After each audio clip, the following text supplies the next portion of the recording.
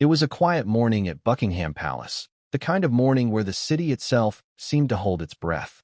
The usual flurry of tourists snapping selfies in front of the gates was overshadowed by a sense of tension, almost imperceptible, yet unmistakably there for those who knew what to look for.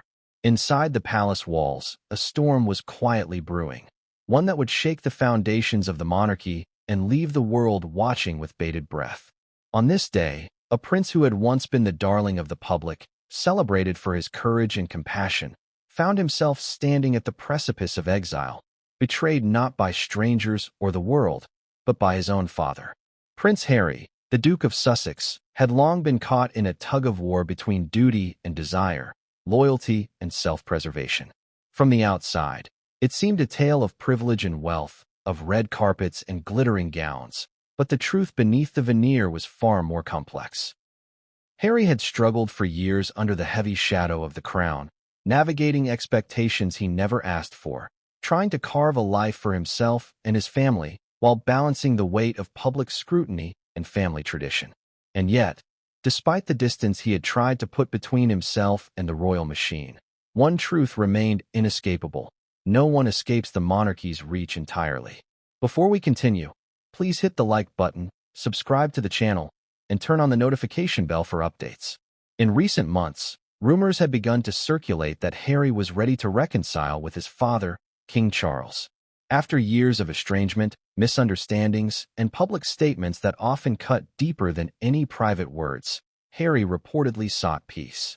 He wanted to bridge the gap, to heal the rift, and perhaps, for the first time in years, restore some semblance of familial unity. The world watched as gestures of goodwill began to appear. Phone calls, letters, discreet meetings arranged under the careful watch of palace aides. For a moment, it seemed that perhaps the fractures of the past could be mended. But reconciliation, as Harry would soon discover, was far more treacherous than he had imagined. For behind the veneer of openness and willingness, King Charles harbored a plan that was as shocking as it was ruthless. It was not just about family pride or mending personal relationships. It was about power, succession, and control. Insiders hinted at meetings behind closed doors, whispered conversations among advisors, and strategic moves designed to place Charles's favored successors in positions of advantage. And at the center of this intricate chess game stood Harry, unaware that his attempts at peace might be used against him in the most devastating way imaginable. Imagine, for a moment, a son walking into a room with the hope of reconciliation, a mixture of apprehension and optimism pulsing through his veins, only to discover that every gesture of goodwill had been anticipated, every word weighed against him, and every move planned to secure his downfall. That, in essence, was the emotional landscape Harry now faced.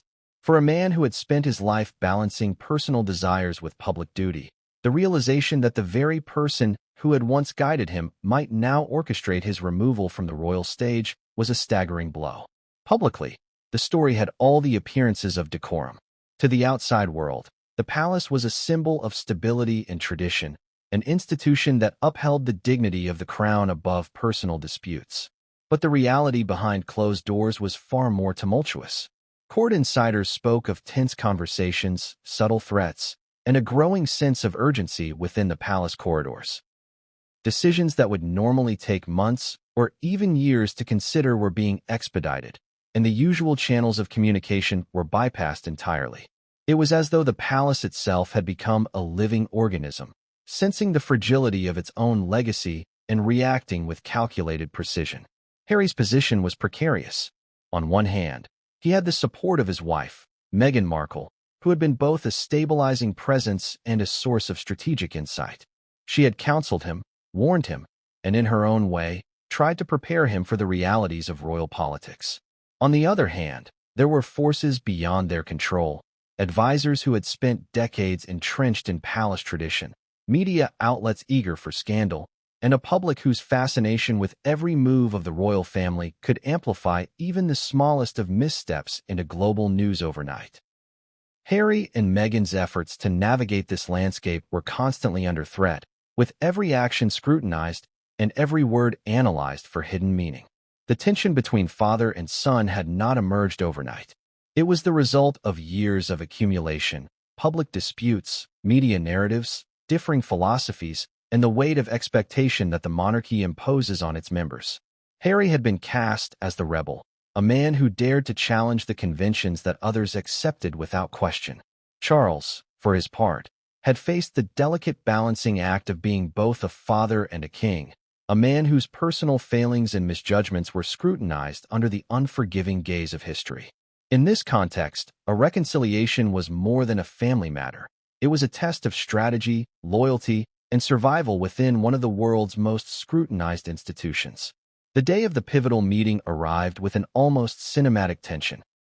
Security was tight, advisors moved silently through the halls, and the air seemed thick with anticipation. Harry walked through corridors steeped in history, each portrait, each gilded frame, a reminder of the legacy he was both part of and apart from. He carried with him not just his hopes for peace, but the unspoken burden of past grievances, a lifetime of navigating the treacherous intersection of family and duty. He was ready to confront his father, to extend an olive branch, to seek understanding. But what he would encounter was something far more calculated than mere conversation. The meeting itself, though private, was not immune to the mechanisms of power. Subtle cues, careful phrasing, and deliberate gestures all played a role in what was about to unfold. For Harry, every word he spoke was measured, every response weighed. Yet despite his caution, the sense of impending betrayal was almost tangible.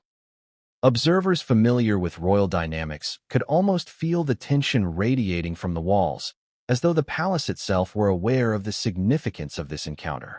The weight of centuries of tradition, expectation, and the ever-present scrutiny of the public combined to create an atmosphere heavy with consequence.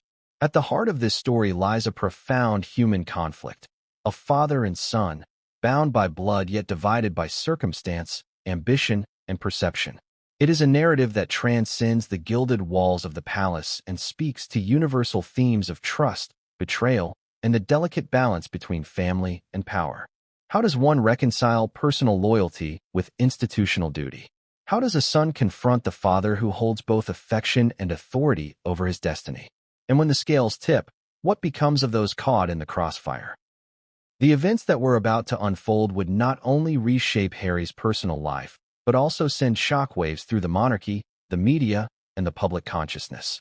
As the world watched, the intricate dance of diplomacy, strategy, and emotion played out behind closed doors, with consequences that no one could have fully predicted. As Harry left the meeting room, the weight of realization pressed heavily upon him. He had come seeking reconciliation, yet he could feel the subtle shift in the atmosphere, the invisible lines of power drawn in a space where love and politics intersected in the most painful ways. The palace, often seen as a symbol of elegance and poise, now felt more like a labyrinth, a carefully constructed maze designed to test, control, and ultimately manipulate. Every hallway echoed with the past. Every glance from an aide carried unspoken instructions. Every smile was calculated. It was the very definition of royal theater, and Harry, unwillingly, had stepped onto its stage.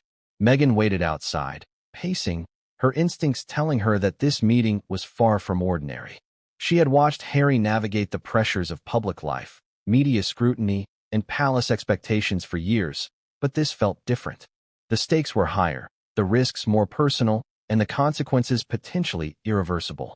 When Harry emerged, the look in his eyes spoke volumes: confusion, frustration, and the faint, flickering spark of fear.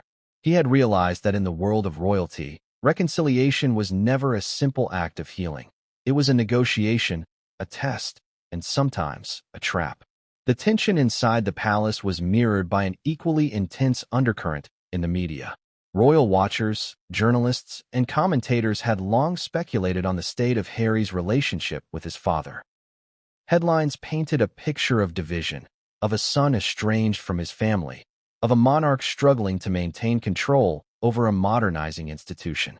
But even they could not fully grasp the immediacy, the intimacy, and the emotional rawness of what was happening behind palace walls. The narrative that the public consumed was only a shadow of the reality, a reality where strategy and sentiment collided, and where one misstep could redefine an entire legacy. Harry's thoughts raced as he walked the familiar corridors of Buckingham Palace, each step a reminder of the life he had once known. Childhood memories mingled with the adult responsibilities he had inherited unwillingly. The laughter of his youth, the whispers of his siblings, the guidance of mentors, all now filtered through a lens of scrutiny and suspicion. He wondered how it had come to this, that a son, seeking peace, could find himself on the brink of expulsion, facing the unimaginable prospect of being removed from the institution he had been born into and yet increasingly alienated from. At the heart of the palace's decision lay a complex web of ambition, tradition, and legacy. King Charles, in his decades-long preparation for the throne, had always been acutely aware of the fragile balance between public perception and private action. Every decision, every conversation, and every gesture was weighed against the potential impact on the monarchy, the public, and, ultimately, the line of succession. In this context, Harry's attempts at reconciliation were more than personal. They were political, and in the eyes of some advisors, dangerously destabilizing. The king's response, therefore, was both a protective measure and a calculated assertion of authority, a move designed to preserve the integrity of the crown while simultaneously reasserting control over a family member whose actions threatened that stability. The human cost of this political calculation was immense. Harry and Meghan had devoted themselves to causes of compassion, from mental health awareness to veteran support, often putting themselves in the public eye to make a difference. Yet the very institution that had once been a backdrop to their philanthropic efforts now seemed poised to use its influence to push them aside. The contrast was stark. On one hand, the monarchy symbolized duty, honor, and tradition. On the other, it could wield power in ways that were deeply personal, affecting the lives of those who had given it their loyalty. Even as the palace prepared for what was to come, Harry faced his own internal struggle. The desire to be part of his family, to maintain a connection with his father and siblings, clashed with the need to protect his own well-being and that of his family. He grappled with questions that no guidebook could answer. How do you honor your family when they seem to have turned against you? How do you assert your independence while respecting the very institution that defines your identity? And how do you navigate a world where love, loyalty, and power are inextricably intertwined, often with painful consequences? The broader implications of this unfolding drama were impossible to ignore. The monarchy was not merely a family. It was a global institution, watched and analyzed by millions across continents. Every action taken by its members reverberated beyond the palace walls, influencing public opinion, international relations, and even the perception of national stability. Harry's potential removal, framed against the backdrop of reconciliation turned betrayal, would not be a private family matter. It would be a spectacle, dissected in real time by media outlets, social platforms, and public discourse, transforming personal conflict into public intrigue. And yet, amid the tension, there was a fragile thread of hope. Hope that the truth could be understood, that narratives could be clarified, and that the human emotions beneath the royal protocol could be acknowledged. For Harry and Meghan, this hope was intertwined with resilience, a determination to confront the challenges ahead with courage, clarity, and a commitment to protecting what truly mattered: their family, their integrity, and their sense of self. As the day drew to a close, Buckingham Palace itself seemed to hold its breath. The corridors, the grand staircases, the historical chambers, each bore witness to centuries of decisions, conflicts, and reconciliations. Yet on this day, they would witness something unprecedented: the confrontation of familial duty and personal desire in a way that threatened to redefine the very nature of the monarchy. It was a moment suspended between past and future, between loyalty and ambition, between love and the cold calculus of power. The introduction reaches its crescendo as the stage is fully set. The world may have believed they knew the story of Prince Harry, the brave son, the beloved prince, the global figure, but the truth was far more intricate. Betrayal, strategy, and the fragile pursuit of reconciliation were about to collide in a drama that no one could have scripted, and the outcome would ripple across the monarchy, the media, and the hearts of those who had followed his journey for decades. Long before the storm that would shake the monarchy to its core, the fissures between Prince Harry and King Charles had been quietly forming, nearly imperceptible to those outside the royal circle, but devastatingly clear to those who lived within it. Their relationship, like so many father-son dynamics, was layered with love, expectation, disappointment, and unspoken tensions. But when your father is the king of one of the world's oldest and most scrutinized institutions, every tension is magnified, every disagreement analyzed, and every misstep made public. What might have been a simple misunderstanding in an ordinary family became a matter of national interest, a personal conflict intertwined with centuries of legacy, duty, and public perception. Harry's earliest memories of his father were not of political maneuvers or royal protocol. They were of a man whose presence oscillated between distant authority and moments of unexpected warmth. Young Harry would watch Charles navigate his public responsibilities with an almost theatrical precision, and yet, at home, the prince was less a figure of paternal guidance and more an enigmatic presence, occasionally attentive, often preoccupied. The lessons Harry learned were subtle: responsibility before desire, duty before happiness, and the heavy burden of legacy that comes with a name the world recognizes before it recognizes the person behind it. As Harry grew older, the challenges of this relationship intensified. Childhood curiosity, natural rebellion, and the desire for personal identity clashed with the rigid expectations of royal life. While William, his older brother, seemed to navigate these waters with a certain grace and acquiescence, Harry often felt adrift, his personality at odds with the path laid out before him. He was the son who questioned, who resisted, who dared to imagine life beyond the palace walls. And while this independence was celebrated by some, it was quietly met with concern and, at times, frustration within the inner chambers of royal advisors and even within the palace itself.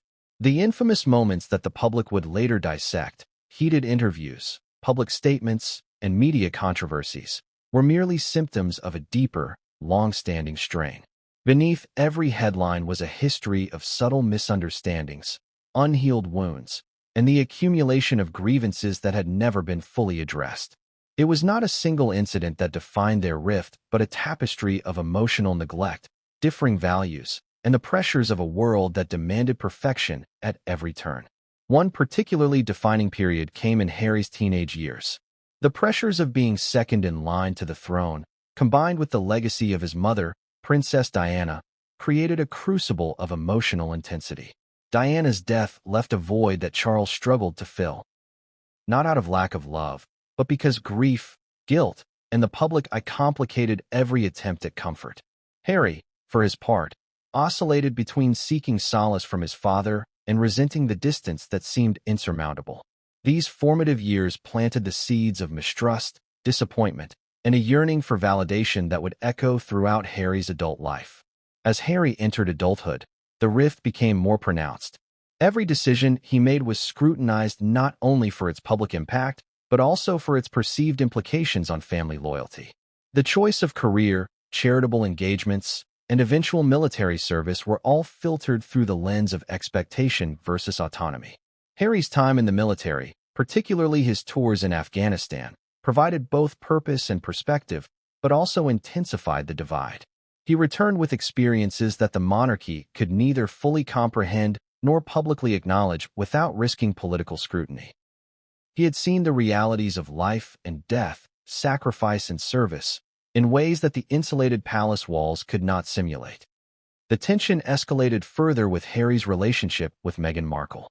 From the moment she entered his life, the family dynamics shifted. Meghan was not just a partner, but a catalyst, someone who challenged existing expectations and brought to light the gaps between Harry's desires and the monarchy's rigid structure.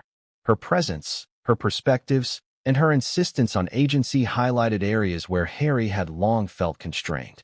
This was not a conflict about love, but about identity, autonomy, and the ability to live authentically within a framework that demanded conformity. By the time their engagement was announced, the undercurrents were impossible to ignore. Advisors whispered about the implications, media outlets speculated endlessly, and the public became engrossed in a narrative of a young prince caught between love and duty. Behind the scenes, Charles navigated these waters with a mix of paternal concern and institutional caution. On one hand, he wanted Harry to be happy. On the other, he had the eyes of the world upon him, and any perceived deviation from royal norms could be seen as a crack in the monarchy's image.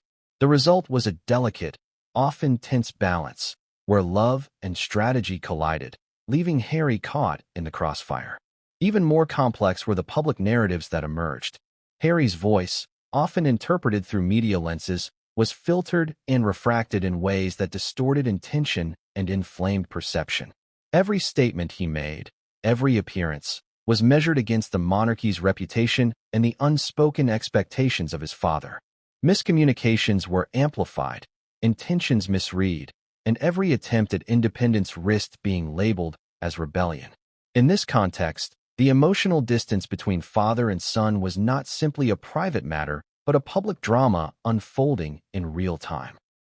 The breaking point came gradually, not with a single explosive confrontation, but with the accumulation of moments where Harry felt unheard, unprotected, and constrained. Invitations extended but ignored, advice given but dismissed, and efforts to mediate privately that were intercepted by intermediaries, all contributed to a growing sense of alienation. The reconciliation that Harry would later seek was born not from bitterness alone, but from a desire to bridge this gap, to assert that despite the distance, love and respect could still exist. Yet, even in this desire for reconciliation, Harry was entering a minefield. King Charles, though motivated in part by familial affection, was also navigating a landscape of political and public accountability that left little room for personal compromise. Advisors, concerned with the image of the crown and the legacy of succession, influenced decisions with subtlety and precision. Every word spoken in private meetings, every gesture of goodwill, was analyzed for potential impact on public perception and long-term institutional stability. Harry's attempts to approach his father with sincerity were therefore fraught with complexity, caught between human emotion and calculated royal strategy.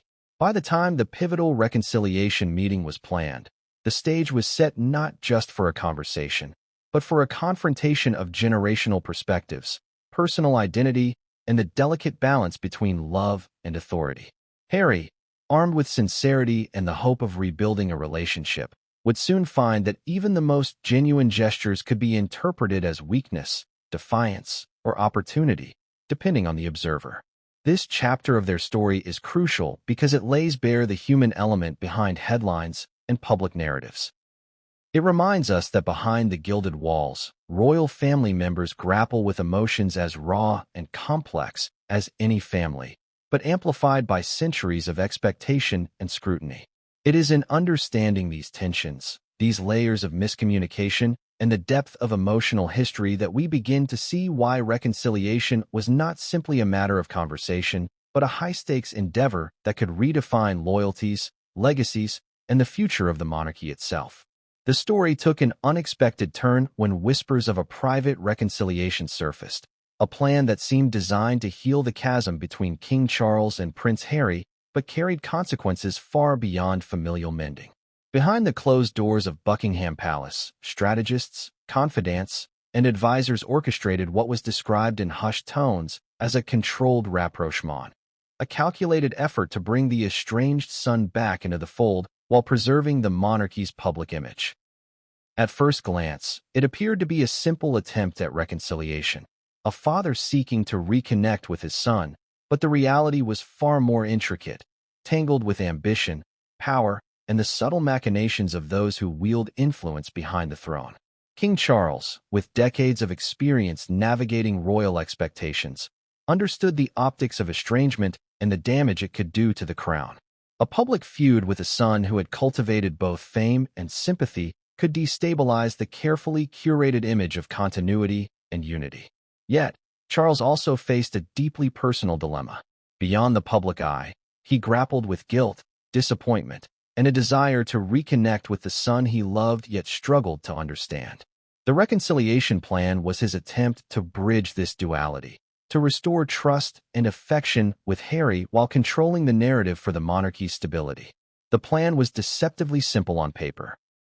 A private, off-the-record meeting shielded from media scrutiny and palace eavesdropping, designed to rebuild dialogue and establish common ground. Both father and son would speak candidly, guided by mediators whose job was to maintain decorum, manage expectations, and subtly steer conversations toward mutual understanding. Yet what seemed straightforward was anything but. Every participant understood that missteps could be catastrophic. A misplaced word, an emotional flare, or a sudden revelation could derail the entire effort, potentially exposing the monarchy to public scrutiny and igniting another wave of media speculation. Meanwhile, Prince Harry approached the meeting with a mixture of hope and caution. Years of distance, unresolved grievances, and public criticism had left scars that could not be easily erased. Harry's mind was a battlefield of emotion and strategy. The desire for reconciliation battled against the instinct to protect himself, to guard Meghan and their family, and to assert his independence in the face of a world that constantly scrutinized his every choice. While he wanted to believe in the sincerity of his father's overtures, he could not ignore the potential ulterior motives that lurked behind every invitation, every gesture, and every promise of dialogue. The tension was compounded by Meghan Markle's influence, an undeniable factor in every royal decision Harry made. Known for her strong personality and strategic thinking, Meghan approached the reconciliation plan with a critical eye, weighing potential risks against possible benefits. She urged caution, emphasizing that any move within the palace had consequences that reached far beyond the personal relationship between father and son. Her counsel was clear. Approach with care, trust cautiously, and never underestimate the layers of politics embedded in every familial interaction within the royal environment. As preparations intensified, palace insiders revealed that the plan carried an additional, more covert dimension. Unbeknownst to many, Charles was not merely seeking reconciliation for emotional reasons. He was also keenly aware of the succession and power dynamics that would inevitably follow. Advisors disclosed that Harry had entertained ideas of stepping into a more prominent public role, potentially overshadowing the influence of his father or threatening the carefully structured hierarchy of the monarchy. This knowledge added a subtle but critical layer to the reconciliation plan. It was as much about reasserting control and realigning influence as it was about emotional closure. The day of the meeting arrived with a palpable sense of tension. Within the gilded halls of a private palace wing, both men prepared to navigate not only their personal histories, but also the invisible pressures imposed by centuries of tradition, public expectation, and the silent watch of advisors. Security was tight, every detail meticulously managed to ensure privacy and prevent leaks. Even the smallest gestures, a glance, a pause, a change in tone, were under scrutiny. It was a delicate dance, a negotiation of emotion and perception where each movement could be interpreted in multiple ways, and each word carried weight far beyond its immediate meaning. In the initial moments, the conversation was tentative. Harry, careful not to reveal too much vulnerability, spoke in measured tones, testing the waters for sincerity. Charles, equally aware of the stakes, attempted to strike a balance between authority and empathy, striving to convey both love and the responsibility inherent in his role as monarch.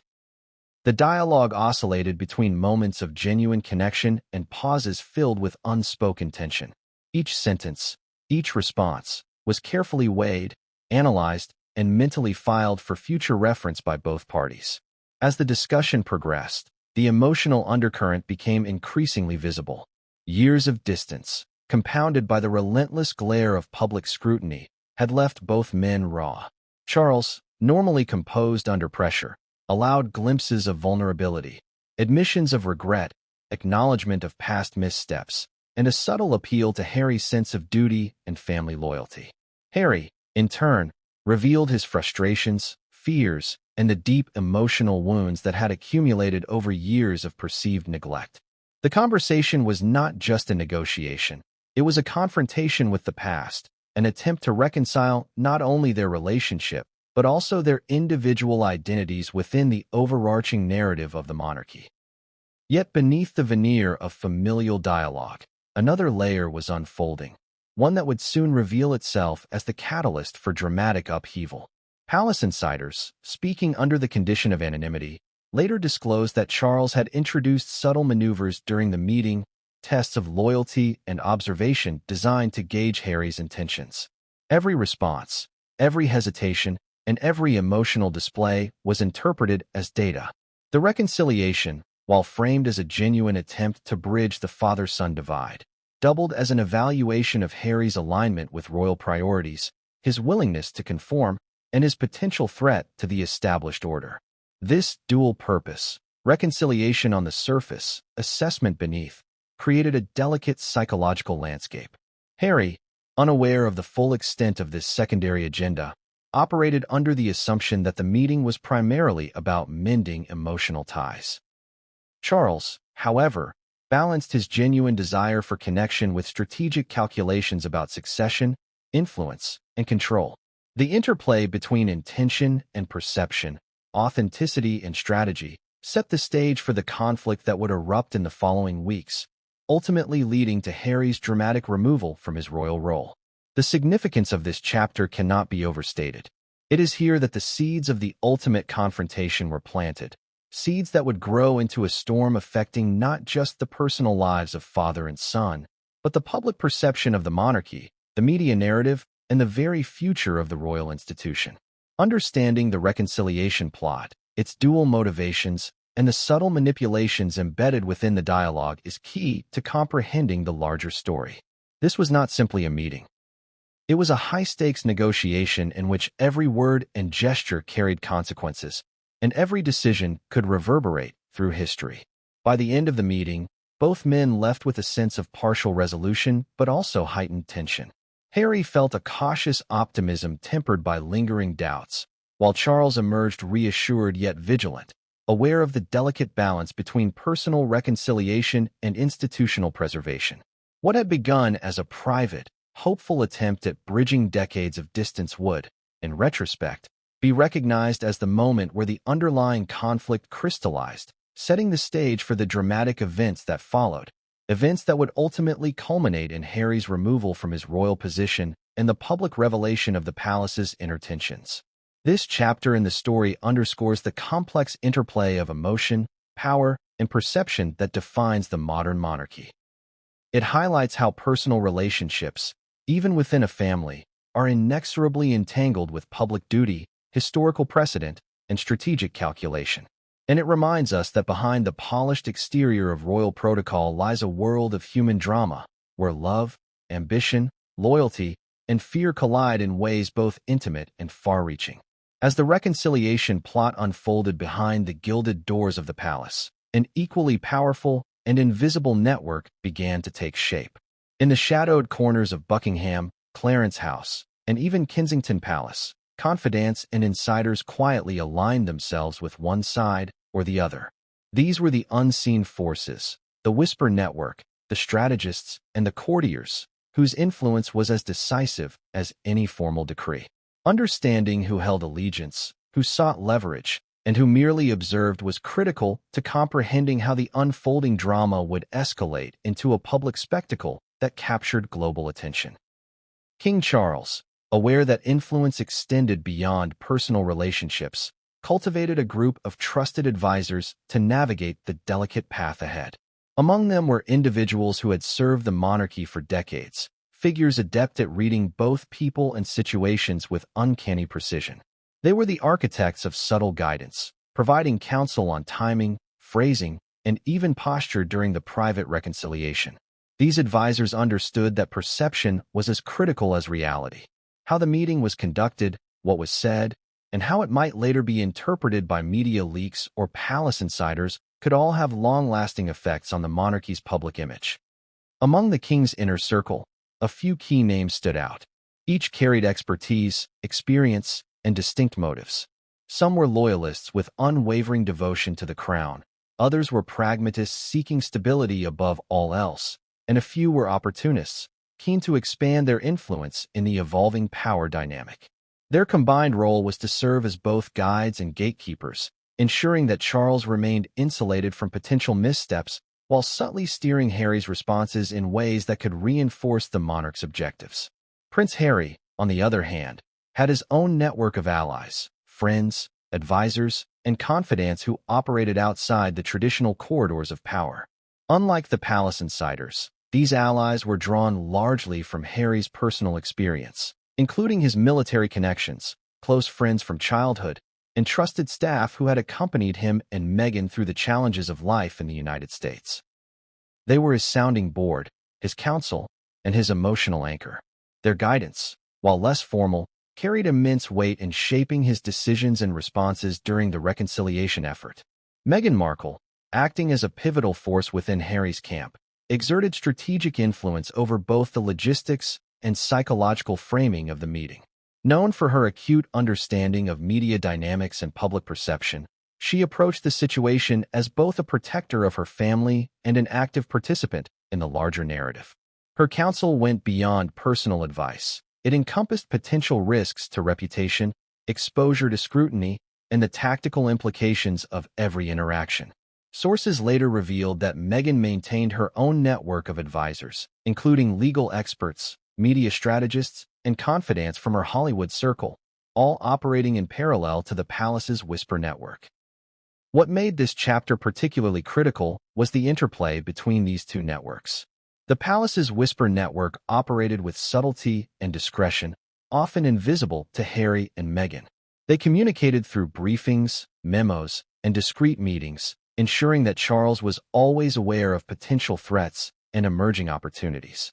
Conversely, Harry's allies monitored these movements, reading between the lines and preparing countermeasures for any action that might compromise his position or reputation. This invisible chess game, where every action had both immediate and long-term implications, heightened the tension to a nearly unbearable level. Insiders described the meetings as exercises in psychological navigation. Advisors coached Charles on tone, body language, and phrasing, ensuring that empathy was conveyed without appearing weak. Simultaneously, they evaluated Harry's potential reactions, predicting emotional responses and identifying points of leverage that could be used to align him more closely with the monarchy's expectations.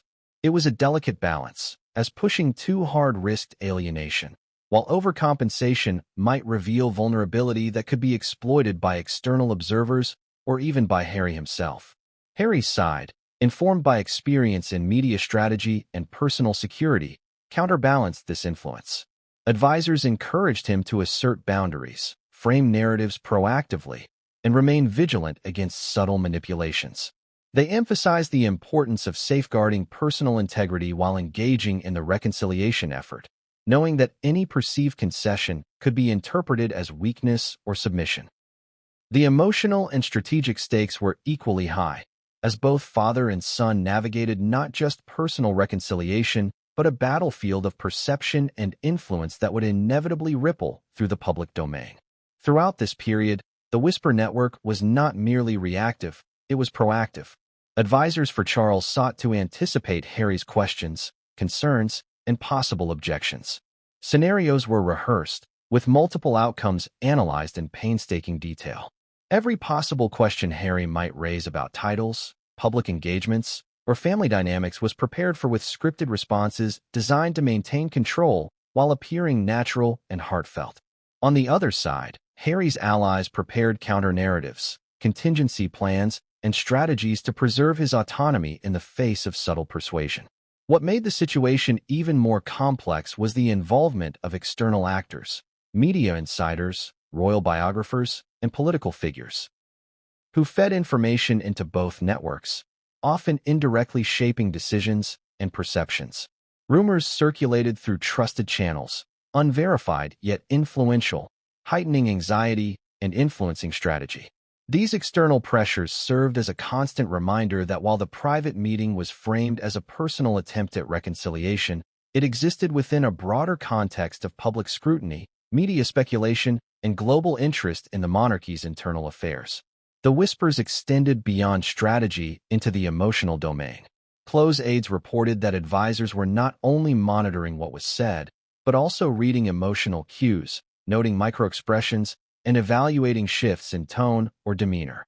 Every smile, pause, or glance could signal alignment or resistance, providing material for advisors to adjust the approach in real time. The meeting, although intimate and private, was thus a carefully orchestrated interaction where human emotion and strategic calculation intertwined, each influencing the other in ways that were almost imperceptible to the participants themselves. By the time the private reconciliation concluded, the networks had already begun to mobilize for the next phase. Charles's advisors compiled detailed assessments of Harry's responses, his emotional state, and potential vulnerabilities. Harry's team, equally meticulous, documented observations and prepared advice for navigating the fallout of the meeting. Both sides understood that the consequences would extend beyond the room, influencing public perception, media narratives, and future royal engagements. The stage was being set for a confrontation whose reverberations would be felt across the monarchy and around the world. This chapter, with its intricate web of allies and whisper networks, highlights the extraordinary complexity of royal diplomacy when personal and institutional stakes collide. It illustrates how loyalty, influence, and strategy operate simultaneously in shaping outcomes, and how emotional resolution cannot occur in isolation from political and strategic considerations. The delicate interplay between these networks would ultimately determine the trajectory of the reconciliation attempt, laying the groundwork for the dramatic rupture that followed. In hindsight, the whispers, alignments, and hidden maneuverings were as consequential as the private conversations themselves. They reveal that the reconciliation was not merely a personal effort, but a carefully choreographed interplay of strategy, influence, and observation, where every action was both a signal and a test. The network dynamics described here set the stage for what would become one of the most dramatic confrontations in recent royal history, culminating in the shocking decision to remove Harry from his royal position and redefine the balance of power within the monarchy. The tension within the palace corridors had been building for months, almost imperceptibly at first, like a storm gathering on the horizon. Advisors whispered in hushed tones, staff exchanged knowing glances, and every meeting between Charles and Harry carried a weight that could no longer be ignored. The tipping point arrived quietly, yet with the intensity of a thunderclap, when confidential information, long considered private and untouchable, began leaking to the inner circles. These revelations, carefully curated, were designed to test loyalties, manipulate reactions, and expose fractures in relationships that had seemed unbreakable. King Charles had long maintained that discretion was a crown jewel of his reign.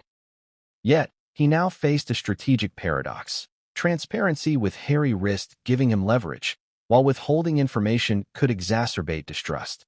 To navigate this, Charles's advisors implemented a multi-tiered approach, revealing just enough to prompt introspection in Harry, while ensuring that the monarch remained in control of the narrative. Each disclosure was calculated, ranging from subtle hints of dissatisfaction among palace staff to more pointed observations about Harry's recent public statements and actions. The first cracks in Harry's composure appeared during a private dinner at Clarence House, a meeting that was intended to be symbolic of reconciliation. What should have been a moment of familial closeness quickly turned into an interrogation, albeit a delicately veiled one. Charles, guided by his advisors, posed questions that were designed not to provoke outright conflict, but to gauge Harry's loyalty and intentions. The king's calm exterior belied the storm beneath. The carefully measured tone, the choice of words, and even the placement of family portraits in the room were deliberate signals, calibrated to elicit a response. Harry, for his part, had come prepared, though his defenses were not impervious. Advisors from his personal network had briefed him extensively, emphasizing restraint and strategic empathy. Yet, as certain truths surfaced, truths regarding his own public engagements, past interviews, and actions interpreted by Charles as betrayals, emotions threatened to override strategy. The tension was palpable. Every pause, every glance carried meaning. Meghan, present in the wings though not always visible in these formal interactions, monitored closely, ready to intervene if she perceived a threat to Harry's position or image. Among the revelations that fueled this tipping point were letters, emails, and internal memos that had remained confidential until now. Some contained candid opinions about Harry's behavior from senior staff, while others revealed instances where miscommunication had led to misunderstandings of intent.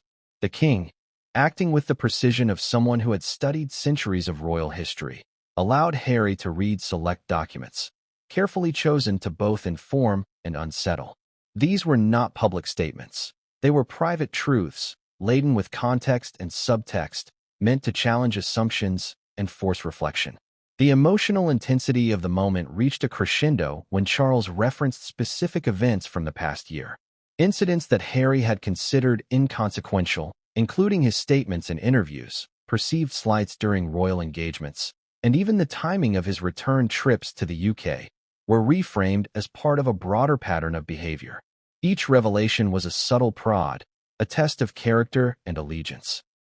Observers later noted that Harry's responses oscillated between measured diplomacy and visible frustration, a reflection of the psychological pressure he was under.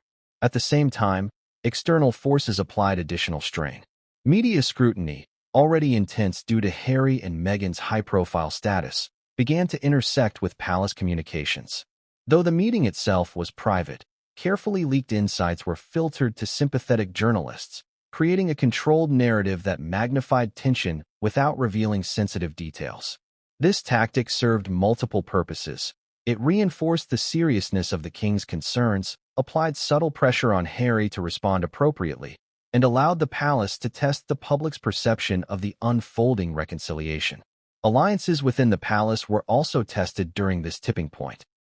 Courtiers and staff, long accustomed to discretion, were forced to take subtle positions, consciously or unconsciously signaling loyalty or skepticism.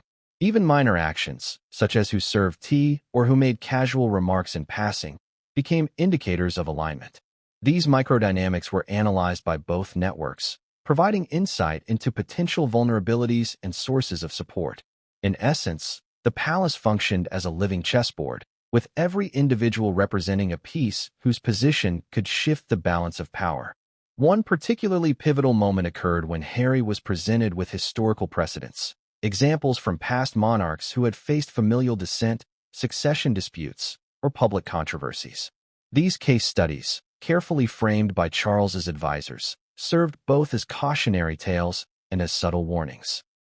By highlighting the consequences of misaligned ambition or impulsive behavior, the king aimed to impress upon Harry the gravity of his actions and the potential long-term impact on both personal relationships and the institutional legacy of the monarchy.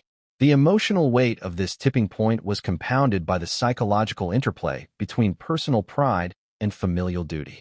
Harry, despite his upbringing and military training, was confronted with a narrative that questioned not only his decisions but his intentions toward the monarchy. Charles, by contrast, maintained a posture of reasoned authority, leveraging both his historical knowledge and intimate familiarity with Harry's temperament to guide the conversation. Observers would later describe the tension as almost cinematic, a collision of generational expectations, personal grievances, and institutional imperatives, all occurring under the quiet scrutiny of trusted aides. As the meeting drew to a close, the atmosphere was one of uneasy resolution. No explicit conclusions were drawn, yet the undercurrents of consequence were unmistakable. Harry had been exposed to perspectives and information that challenged his assumptions, while Charles had tested the boundaries of loyalty, patience, and emotional resilience. Both parties left the encounter acutely aware that the next moves would be decisive, and that the delicate balance between reconciliation and rupture hung by a thread. The tipping point, therefore, was not a single event but a convergence of revelations, alliances, and calculated maneuvers. It demonstrated how private truths, when strategically disclosed, could alter the trajectory of relationships and influence the dynamics of power. In this chapter of the saga, the interplay between secrecy and transparency, personal sentiment and institutional duty, set the stage for the irreversible decisions that would soon redefine Harry's role within the royal family and precipitate a crisis of unprecedented magnitude. What emerged from this intense period was the realization that the reconciliation, while well-intentioned on the surface, had laid bare deep structural tensions, unspoken grievances, and competing ambitions. It was a moment when loyalty was tested, alliances were clarified, and the fragility of familial trust became starkly apparent. The palace had entered a phase where strategy, emotion, and optics collided, creating a high-stakes environment in which every action, spoken or silent, carried potential consequences that would reverberate far beyond the walls of the royal residences. This tipping point, rich with secrecy, confrontation, and revelation, ultimately set in motion the events that led to the dramatic decision to remove Harry from his official royal position. It illustrated that in the world of monarchy, reconciliation is never simply a matter of hearts. It is a complex interplay of perception, influence, and carefully managed truth. The alliances tested during this period would dictate who stood with whom, who faltered under pressure, and who would emerge with power, legitimacy, and the moral high ground in the eyes of the public. The morning sunlight filtered through the tall windows of Buckingham Palace, casting long shadows across the grand halls. Yet the warmth of the day did little to soften the tension that had gripped the palace for weeks. The corridors, usually filled with the quiet hum of staff attending to their duties, now echoed with the faint whispers of an impending confrontation. The palace had prepared for this day for months, and every member of the household knew that what was about to unfold would mark a turning point in royal history. Prince Harry arrived at the palace under a veil of cautious optimism. Reports had reached him over the past few days, hinting that King Charles wanted to attempt one final reconciliation. Harry, sensing both opportunity and risk, entered the palace with measured steps, his mind racing through the possibilities. The last few years had been a delicate balancing act. Public scrutiny, private grievances, and a growing perception of distance from the royal establishment had all shaped his approach. Yet nothing in his experience could fully prepare him for the confrontation that awaited. King Charles, ever the embodiment of regal composure, awaited him in the grand drawing room. The room was arranged with meticulous attention to detail. Portraits of past monarchs lined the walls, each one a silent reminder of legacy and expectation. The furniture was strategically positioned, allowing Charles to maintain visual dominance while ensuring that Harry could not easily retreat.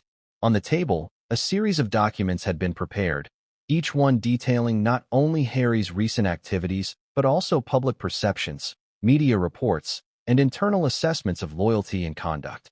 From the very first words exchanged, the atmosphere was electric. Charles spoke with deliberate calm, each phrase carefully chosen to convey authority without overt aggression.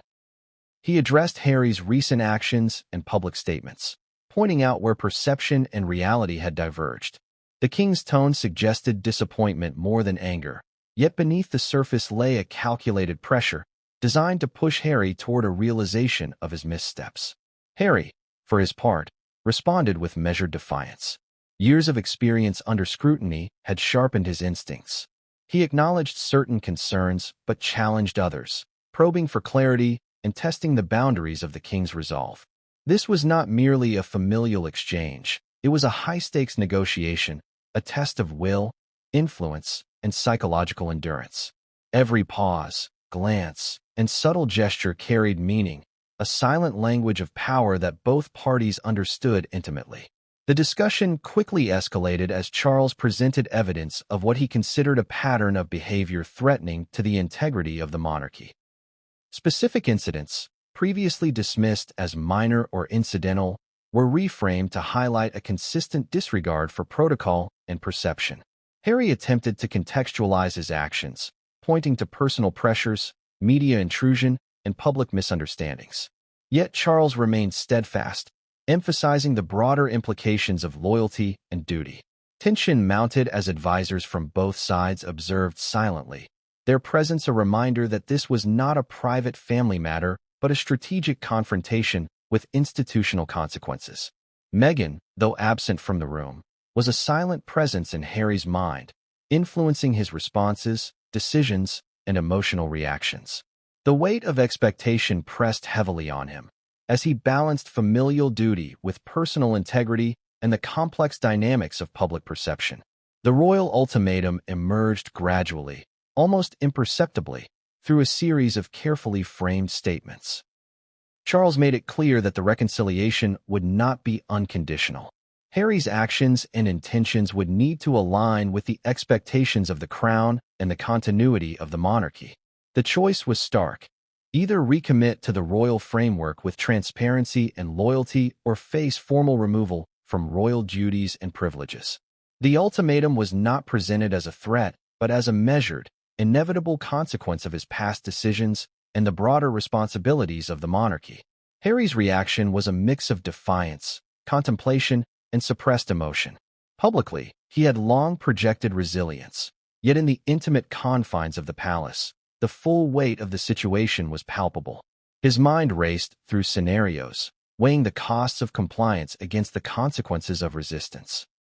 Each option carried implications not only for his personal life, but for the legacy of the monarchy, the perception of the public, and the intricate web of relationships within the royal family.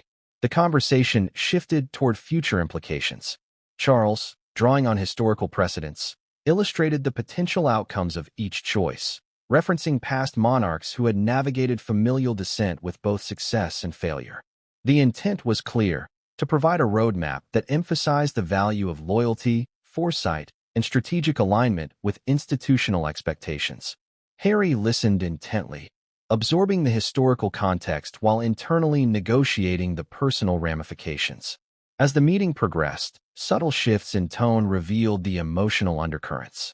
Charles's measured authority conveyed both expectation and disappointment, while Harry's responses fluctuated between defensive rationalization and moments of introspective acknowledgement. The exchange became a delicate dance, a negotiation of values, responsibilities, and the complex intersection of personal ambition and institutional duty. By the conclusion of the confrontation, the palace atmosphere had shifted palpably. The stakes were unmistakable, the boundaries clearly delineated, and the consequences laid bare. Harry departed with a heavy sense of foreboding, acutely aware that his next steps would determine not only his position within the royal framework, but the trajectory of his relationship with the monarch and the public at large. Charles, maintaining his composure, recognized the necessity of decisive action, understanding that the future of the monarchy and the preservation of institutional integrity required firmness and clarity. This confrontation marked a pivotal moment in royal history. It was not merely a clash of personalities or familial disputes. It was a strategic, high-stakes interaction where loyalty, perception, and authority collided. The ultimatum, delivered with precision and gravity, crystallized the central dilemma: conformity to the crown's expectations or removal from the privileges and duties that had defined Harry's role within the monarchy. The ripple effects of this encounter would soon manifest in dramatic and irreversible ways, reshaping the royal landscape and setting the stage for the formal actions that would follow. The palace, for its part, remained a theater of anticipation. Staff, advisors, and extended family members understood that the confrontation had altered the equilibrium, creating a tension that could not be easily dissipated. The outcome would depend on subsequent choices, public perception, and the careful management of both internal and external narratives. In the weeks that followed, every communication, every engagement, and every decision would be scrutinized for signs of compliance, resistance, or strategic positioning. The confrontation between King Charles and Prince Harry was, at its core, a study in the interplay of power, duty, and personal ambition. It highlighted the fragile balance between familial bonds and institutional responsibilities and demonstrated how measured authority, combined with strategic disclosure and historical perspective, could influence outcomes in situations of profound complexity. It also underscored the high-stakes nature of royal life, where every action carries consequences that extend far beyond the private sphere, shaping public perception, institutional legacy, and the trajectory of personal relationships for generations to come. In the quiet aftermath of the confrontation, Prince Harry retreated to his private quarters within the palace, his mind a storm of conflicting thoughts. The walls, adorned with portraits of ancestors who had navigated the treacherous waters of power and succession, seemed to close in on him. The echoes of the king's measured words lingered, punctuating the silence with a weight that was impossible to ignore. On one hand, there was the undeniable pull of loyalty and duty. On the other, a growing sense of frustration and ambition that had been simmering quietly for years. Harry was at a crossroads, and the path he chose now would determine the course of not only his own life, but the future of the monarchy itself. As he paced the room, A private confidant entered, quietly closing the door behind them. Their presence was both a comfort and a reminder of the delicate balance Harry had to maintain. Discussions that had once been theoretical, whispered in private corners or over late-night calls, now demanded concrete action. Every decision carried risk, every word could become a weapon, and every alliance had to be carefully weighed. The plan that Harry had begun to nurture in the shadows was no longer a mere fantasy. It was a carefully calculated strategy, designed to reclaim influence and reshape perceptions without igniting outright rebellion. The first layer of the plan was deceptively simple: reconciliation. Publicly, Harry would project the image of a son seeking peace, of a royal attempting to mend fractured relationships. This outward appearance would serve as a shield, a way to allay public concern and placate key members of the establishment. But beneath this veneer lay the real objective: the consolidation of influence and the strategic positioning necessary to challenge established norms. By appearing compliant, Harry could gain access to resources, information, and opportunities that would otherwise remain out of reach. It was a delicate dance, a performance that required impeccable timing, precision, and psychological insight. Harry knew that perception was as important as action. Media narratives, public sentiment, and internal palace politics were all battlegrounds that could determine the success or failure of his plan. He began to meticulously map out the channels through which information would flow, identifying potential allies, sympathetic journalists, and key decision-makers whose support could tilt the scales. Every interview, every public appearance, and every private conversation would be calibrated to reinforce the image of reconciliation while subtly advancing his strategic objectives. The next layer involved alliances that had long remained in the shadows. Harry reached out to trusted confidants who shared his vision, individuals who understood both the nuances of palace politics and the broader implications of public perception. Meetings were conducted with discretion, often in locations far removed from the gaze of the press or palace staff. Plans were drafted, contingencies considered, and roles assigned with precision. The strategy was multifaceted: part diplomacy, part psychological maneuvering, and part calculated risk-taking. It was ambitious, audacious, and fraught with potential pitfalls, but Harry believed it was the only path to reclaiming a sense of agency and influence within the royal framework. As the days passed, subtle actions began to signal the unfolding plan. Private conversations with advisors were carefully monitored for reactions, while indirect communications were used to gauge the king's openness to negotiation. Each interaction was a test, each response a data point that informed the next move. Harry's strategy relied on a deep understanding of human behavior, historical precedent, and the often invisible rules that governed royal life. He had studied the actions of past heirs, the maneuvers of distant cousins, and the public relations strategies that had preserved or toppled reputations. Every lesson became a tool in the construction of his hidden agenda. But ambition, no matter how carefully managed, carries inherent risk. Harry was acutely aware that exposure of his true intentions could lead to immediate and irreversible consequences. The palace, with its network of advisors, security personnel, and loyalists, was a formidable environment for secrecy. One misstep, one leaked document, or one indiscreet comment could unravel months of careful planning. The tension was palpable, the stakes immense. Yet it was precisely this risk that fueled the intensity of Harry's focus. The potential reward, re-establishing influence, shaping the monarchy's trajectory, and asserting his own legacy, was worth the peril. Within the confines of his private quarters, Harry reflected on the personal cost of this endeavor. Relationships, trust, and public perception were all part of a fragile ecosystem that required careful maintenance. He thought of Meghan, whose perspective and support had been instrumental in shaping his worldview and ambitions. Their discussions often touched on broader strategic implications: which narratives to embrace, which alliances to cultivate, and which risks were justified. Every choice was weighed against the potential impact on family, public perception, and the long-term viability of the monarchy itself. The plan's psychological dimension was equally critical. Harry understood the importance of influence over force, persuasion over confrontation. By presenting the reconciliation as a genuine effort, he could subtly shift the balance of power without triggering defensive responses. Small gestures, strategic communications, and carefully orchestrated appearances would create the perception of alignment, even as the underlying strategy progressed unabated. It was a high-stakes game of chess, where every move had to anticipate multiple countermoves, and every miscalculation could prove costly. Meanwhile, Charles remained vigilant.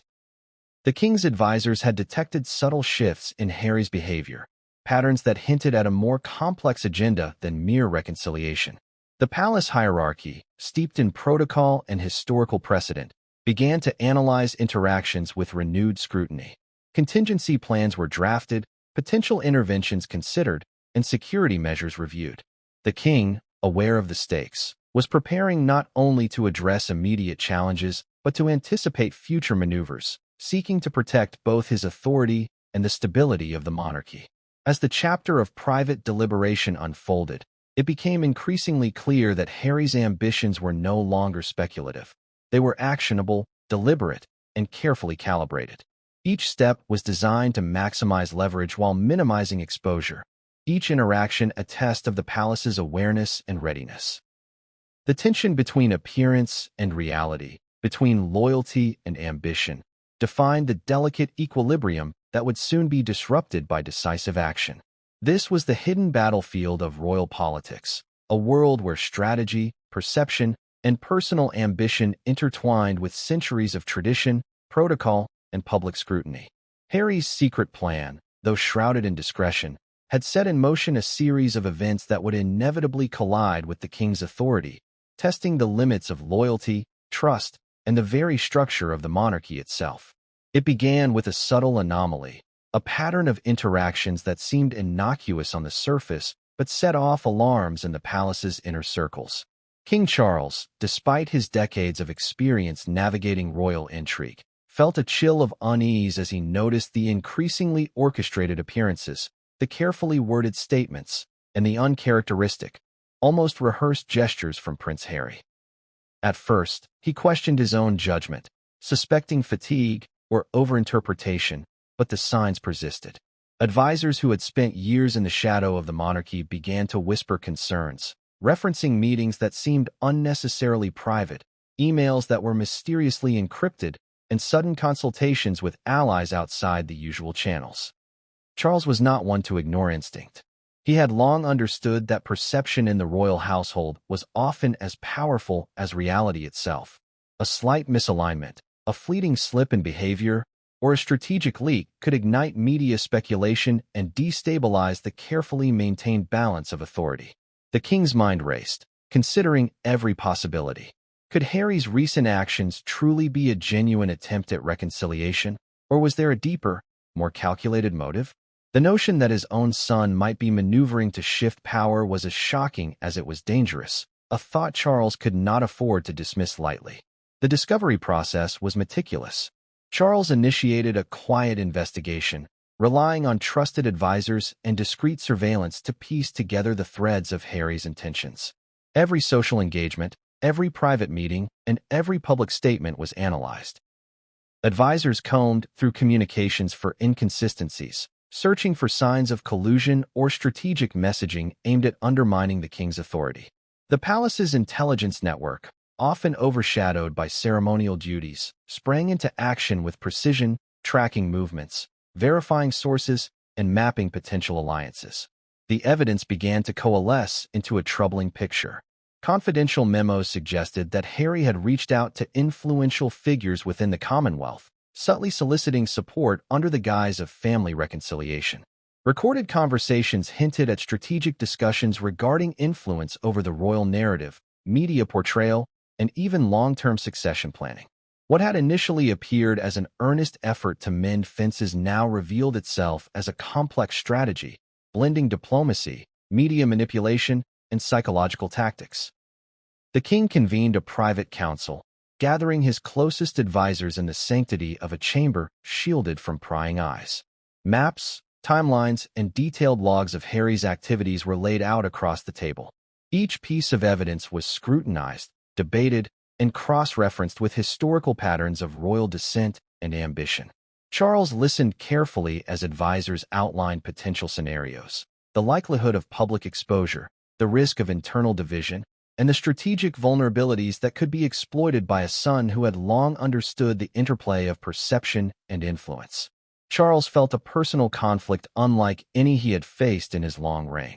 The revelation that his own child might be plotting to consolidate power was not only a political crisis, but an emotional one. Memories of Harry's childhood, of moments of laughter, guidance, and paternal pride, clashed with the cold reality of the evidence before him. The king understood that the stakes extended far beyond family dynamics. The monarchy's stability, public trust, and the continuity of royal traditions were all at risk. Any miscalculation could spark scandal, weaken authority, and invite scrutiny from global media outlets poised to exploit even minor fissures. In response, Charles began to develop a strategic counterplan. He understood that direct confrontation could backfire, potentially strengthening Harry's public image as a rebellious son challenging outdated structures. Instead, the king opted for a multi-layered approach, a combination of psychological pressure, carefully timed communications, and subtle moves to reclaim narrative control. Every action was designed to test Harry's intentions, gauge his response, and preserve the integrity of the monarchy without escalating the situation into public conflict. The psychological dimension of Charles's strategy was crucial. By demonstrating awareness without overt aggression, he aimed to create uncertainty in Harry's calculations, forcing him to reveal the depth of his ambitions prematurely. Strategic leaks, controlled access to sensitive information, and selective engagement with allies were all deployed to unsettle Harry while maintaining the appearance of routine royal operations. The king's advisors, seasoned in crisis management and media relations, provided guidance on messaging, timing, and perception management to ensure that any exposure of the plot could be leveraged to the monarchy's advantage rather than exploited as scandal. One of the most striking aspects of Charles's approach was his understanding of public perception. The king recognized that any revelation of internal family conflict could have far-reaching consequences, both domestically and internationally. Maintaining a controlled narrative required careful orchestration of appearances, statements, and engagements. Royal events, media interviews, and even casual public gestures were now examined not merely for decorum, but for strategic influence. Every interaction, from formal ceremonies to private engagements, became a tool in the king's broader effort to counteract Harry's ambitions. As weeks passed, Charles meticulously gathered intelligence, analyzing behavioral patterns, tracking communication channels, and monitoring potential sympathizers who might inadvertently support Harry's strategy. The palace atmosphere became one of heightened vigilance, with staff subtly adapting routines to ensure confidentiality and security. Charles's focus was unwavering. Each detail, no matter how minor, was evaluated for potential risk, and contingency plans were drafted to respond to scenarios ranging from minor public leaks to significant challenges to authority. Finally, the evidence was undeniable. The pattern of influence-seeking, strategic media positioning, and calculated interactions revealed a plot that could no longer be dismissed as youthful ambition or misjudgment. Harry's plan, cloaked in the guise of reconciliation, had evolved into a concerted effort to consolidate power, potentially destabilizing the monarchy's hierarchy. Charles faced the unpalatable truth. Decisive action was required to protect not only the institution but the legacy he had spent decades nurturing. This chapter of discovery marked a pivotal turning point. The king, armed with evidence and clarity, prepared to confront the reality of a son whose ambitions had crossed into dangerous territory. The balance between familial loyalty, public duty, and the safeguarding of the monarchy would be tested in ways that could redefine royal dynamics for generations. The stage was set for a confrontation that would blend strategy, psychology, and raw emotion, with outcomes that could reshape the future of the British monarchy itself. The palace corridors were unusually silent that morning, the kind of silence that carried weight and anticipation. Courtiers, aides, and household staff moved with quiet precision, each acutely aware that a pivotal moment in royal history was about to unfold. King Charles had made his decision. There would be no delay, no gentle diplomacy, no soft approach. The time had come to confront the son whose ambitions had threatened to disrupt the carefully balanced hierarchy of the monarchy. Harry, unaware of the full extent of his father's awareness, had been summoned under the guise of a routine strategic discussion about royal engagements and public image. His arrival in the throne room was met with the kind of formality reserved for matters of state, yet beneath the ceremonial trappings lay a tense undercurrent. The walls, adorned with portraits of past monarchs who had navigated crises both domestic and political, seemed to bear witness to the unfolding drama. The very air carried the weight of history, the silent judgment of generations who had faced betrayal, ambition, and family conflict. Charles, seated with an impeccable posture that conveyed authority without aggression, studied Harry as he entered. The king's gaze was steady, measured, and devoid of unnecessary emotion, yet it carried the undeniable weight of realization. He had seen the moves, the patterns, the calculated interactions that revealed a son not seeking reconciliation but plotting consolidation. Every subtle gesture, every rehearsed smile, every strategic inquiry had been catalogued, analyzed, and stored in the palace's inner chambers of memory. Harry, initially oblivious to the depth of his father's knowledge, attempted a casual approach, leaning into the guise of a son seeking advice and guidance. But the subtle tension in Charles's expression did not go unnoticed. There was an invisible barrier, an unspoken understanding that this meeting was more than ceremonial. It was a test of intentions, a moment where facades could not survive scrutiny. The advisors who lingered discreetly in the background observed in silence, ready to intervene only if the encounter threatened to spill into confrontation beyond control. Charles began deliberately, framing the discussion with historical context and precedent, referencing past instances where royal authority had been challenged from within and the consequences that had followed. His words, measured and precise, carried dual meaning: guidance on acceptable conduct and an implicit warning about overstepping boundaries. Harry, listening, initially interpreted the tone as cautionary advice, a father imparting wisdom. Yet beneath the formal phrasing, the weight of scrutiny was palpable, pressing on every word, every gesture, every pause. The conversation gradually shifted from the theoretical to the specific. Charles began to reference recent interactions, meetings, and communications that Harry had engaged in outside the normal channels of royal conduct. There was no accusation yet, only careful framing that highlighted patterns inconsistent with transparency and loyalty. Each revelation, subtle and deliberate, forced Harry to confront the reality that his actions had not gone unnoticed, that every attempt at strategic maneuvering had been observed and recorded. The king's approach was strategic. By presenting evidence incrementally, he created a psychological environment where Harry would inevitably reveal his own motivations. Charles asked pointed questions, framed as inquiries about intentions, about reasoning behind outreach to certain individuals, about the rationale for private meetings that excluded advisors and family members. Each question was a probe, designed to elicit truth without direct confrontation, to expose ambition under the guise of dialogue. Harry's demeanor shifted as the conversation progressed. The casual confidence that had characterized earlier public appearances began to waver. Subtle signs of unease appeared: a tightening of the jaw, a fleeting flicker of concern in his eyes, a momentary hesitation before answering. Charles observed each reaction with the precision of a seasoned strategist, noting inconsistencies, evaluating responses, and anticipating potential deflections. The room, though physically unchanged, seemed to contract around the two figures, the tension almost tactile, a silent battle of wills unfolding beneath the veneer of formal decorum. At a pivotal moment, Charles leaned forward slightly, his voice lowering into a tone that was calm but undeniably firm.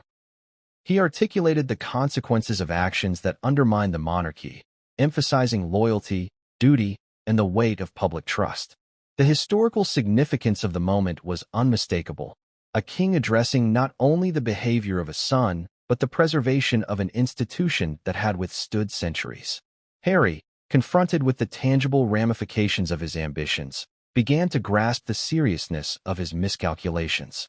The confrontation reached a critical juncture when Charles presented undeniable proof of Harry's coordinated efforts to influence narratives, engage allies, and subtly manipulate public perception. Documents, recordings, and verified accounts were referenced with precision, leaving no room for misinterpretation. The subtlety of the evidence left Harry momentarily speechless, the carefully constructed image of reconciliation stripped away by the stark reality of exposure.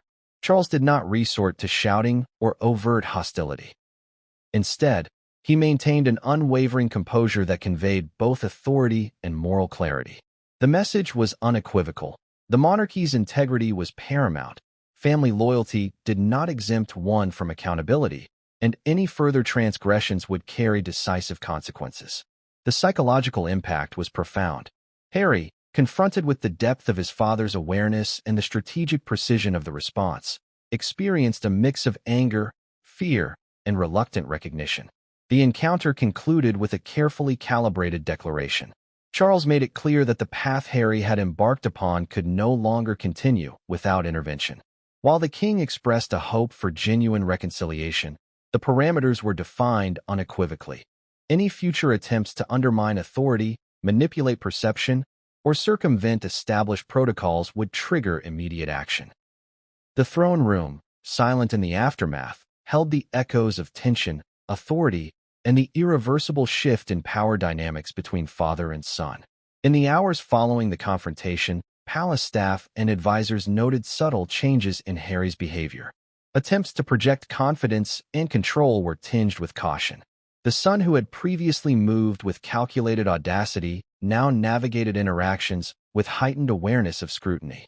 Charles, having executed a precise balance of psychological strategy and authoritative presence, had established the first decisive barrier against the plot, asserting his control while leaving space for potential reconciliation within defined limits. The confrontation marked a historic moment in royal history. It was not merely a familial dispute, but a calculated exercise in strategy, perception management, and preservation of institutional authority. Charles had demonstrated that leadership required both emotional intelligence and unyielding decisiveness. Harry, confronted with the stark reality of exposure, faced the profound challenge of reconciling ambition with accountability, a lesson that would reverberate through subsequent interactions and shape the unfolding saga of the monarchy. The news of the confrontation rippled quickly through the corridors of the palace, though the details remained tightly controlled. Staff whispered in hushed tones, aides exchanged concerned glances, and those closest to the inner circle felt the gravity of a shift that could redefine the monarchy's balance of power. King Charles's measured yet decisive handling of the situation sent an unmistakable signal. The era of unchecked ambition within the royal family had ended. Harry, once a prominent figure whose every move drew media attention and public fascination, now faced a new reality defined by isolation, scrutiny, and the consequences of his actions. Immediately following the confrontation, the king moved to reassert structural control. Royal engagements, previously negotiated with input from Harry, were recalibrated. Assignments, appearances, and charitable initiatives that once bore the imprint of his influence were reassigned or placed under direct oversight by senior advisors. This was not merely administrative. It was a strategic repositioning that ensured Harry's capacity to sway perception or manipulate narratives was curtailed. The subtle message was clear. Trust had been broken, and privileges previously afforded were now contingent on demonstrated loyalty. Public perception, a delicate ecosystem that had long favored Harry's charisma and relatability, became a secondary battlefield. Rumors began to surface, some through inadvertent leaks, others through carefully monitored channels designed to test the waters of public reaction. Headlines hinted at tension within the royal family without revealing specifics, while commentators speculated on potential rifts and future consequences. Behind the scenes, palace communications teams worked meticulously to maintain the monarchy's image, balancing transparency with the need to contain narratives that could escalate into scandal. Harry's immediate circle felt the ripple effects acutely. Advisors who had previously worked closely with him now found themselves constrained, operating under directives that emphasized alignment with established protocols and the king's vision. Friendships and alliances, once sources of strength, became fraught with uncertainty as individuals navigated the tension between loyalty to Harry and obligation to the crown. The psychological toll was significant. Those who had championed his initiatives now faced the challenge of adjusting to a reality where miscalculation carried tangible consequences. Within the royal household, subtle shifts in daily routine reinforced the new dynamic. Security arrangements were adjusted, communications monitored, and schedules scrutinized with unprecedented precision. Harry's movements, once characterized by autonomy and high visibility, now operated under a framework of oversight designed to prevent unmonitored actions. This environment of accountability, while necessary for institutional integrity, created a palpable sense of isolation. The prince, accustomed to influence and public engagement, was confronted with the stark reality of diminished freedom, a consequence directly tied to his previous strategic maneuvers. The emotional impact on Harry was complex and multifaceted. Privately, he experienced a combination of frustration, anger, and reflective introspection. The confrontation had exposed vulnerabilities, revealed limitations, and forced a reassessment of strategies that had previously seemed effective. Publicly, he navigated appearances with careful composure, projecting resilience even as internal dynamics shifted beneath him. Observers noted subtle changes in demeanor, a measured caution in interviews, a more deliberate approach to engagements, and moments of introspection that contrasted sharply with his earlier assertiveness. The broader royal family reacted with a mixture of relief and cautious observation. King William, Queen Camilla, and Princess Anne, each attuned to the potential fallout of the confrontation, adjusted their roles to reinforce stability. Collaborative initiatives were recalibrated to minimize disruption, and communication channels were strengthened to ensure that internal alignment remained intact. The family's approach reflected a strategic understanding. The resolution of one internal conflict could either stabilize or destabilize the institution, depending on the management of both perception and reality. Media scrutiny intensified as journalists sought to piece together the narrative.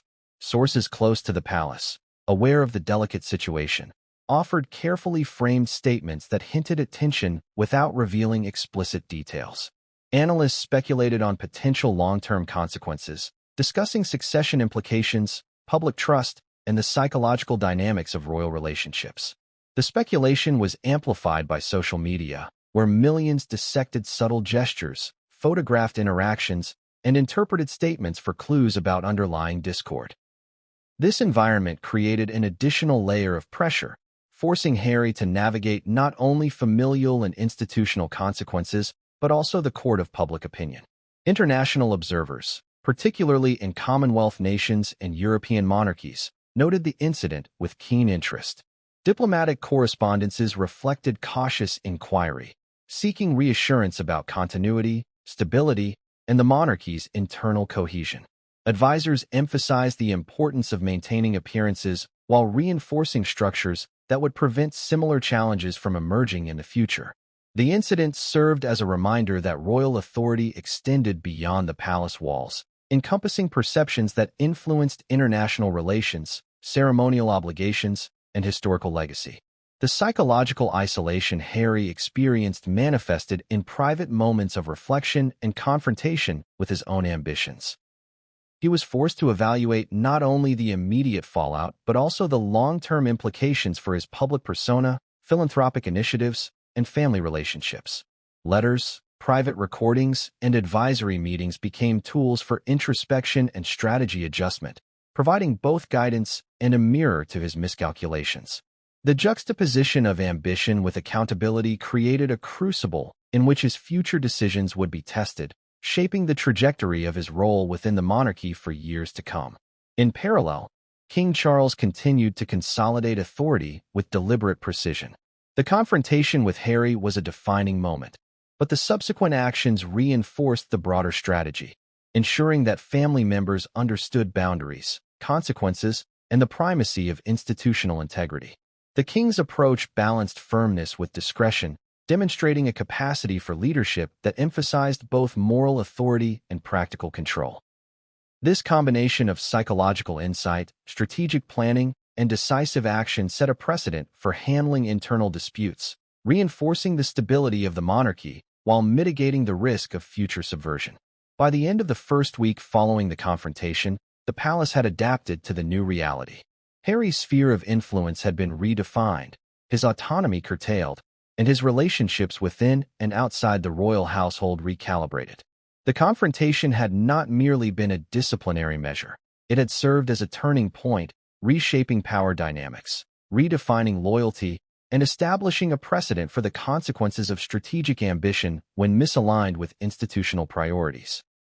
This period of fallout would serve as a catalyst for the subsequent chapters of the saga, setting the stage for Harry's next moves, the monarchy's ongoing response, and the unfolding drama that would capture public attention, shape historical narratives, and redefine the personal and political landscape of the royal family. As the news of Prince Harry's removal from key royal duties began to circulate, the response from the public and media was instantaneous, intense, and multifaceted. Headlines splashed across newspapers, online portals, and television broadcasts worldwide. Royal rift deepens. Prince Harry out in the cold. King Charles reasserts authority.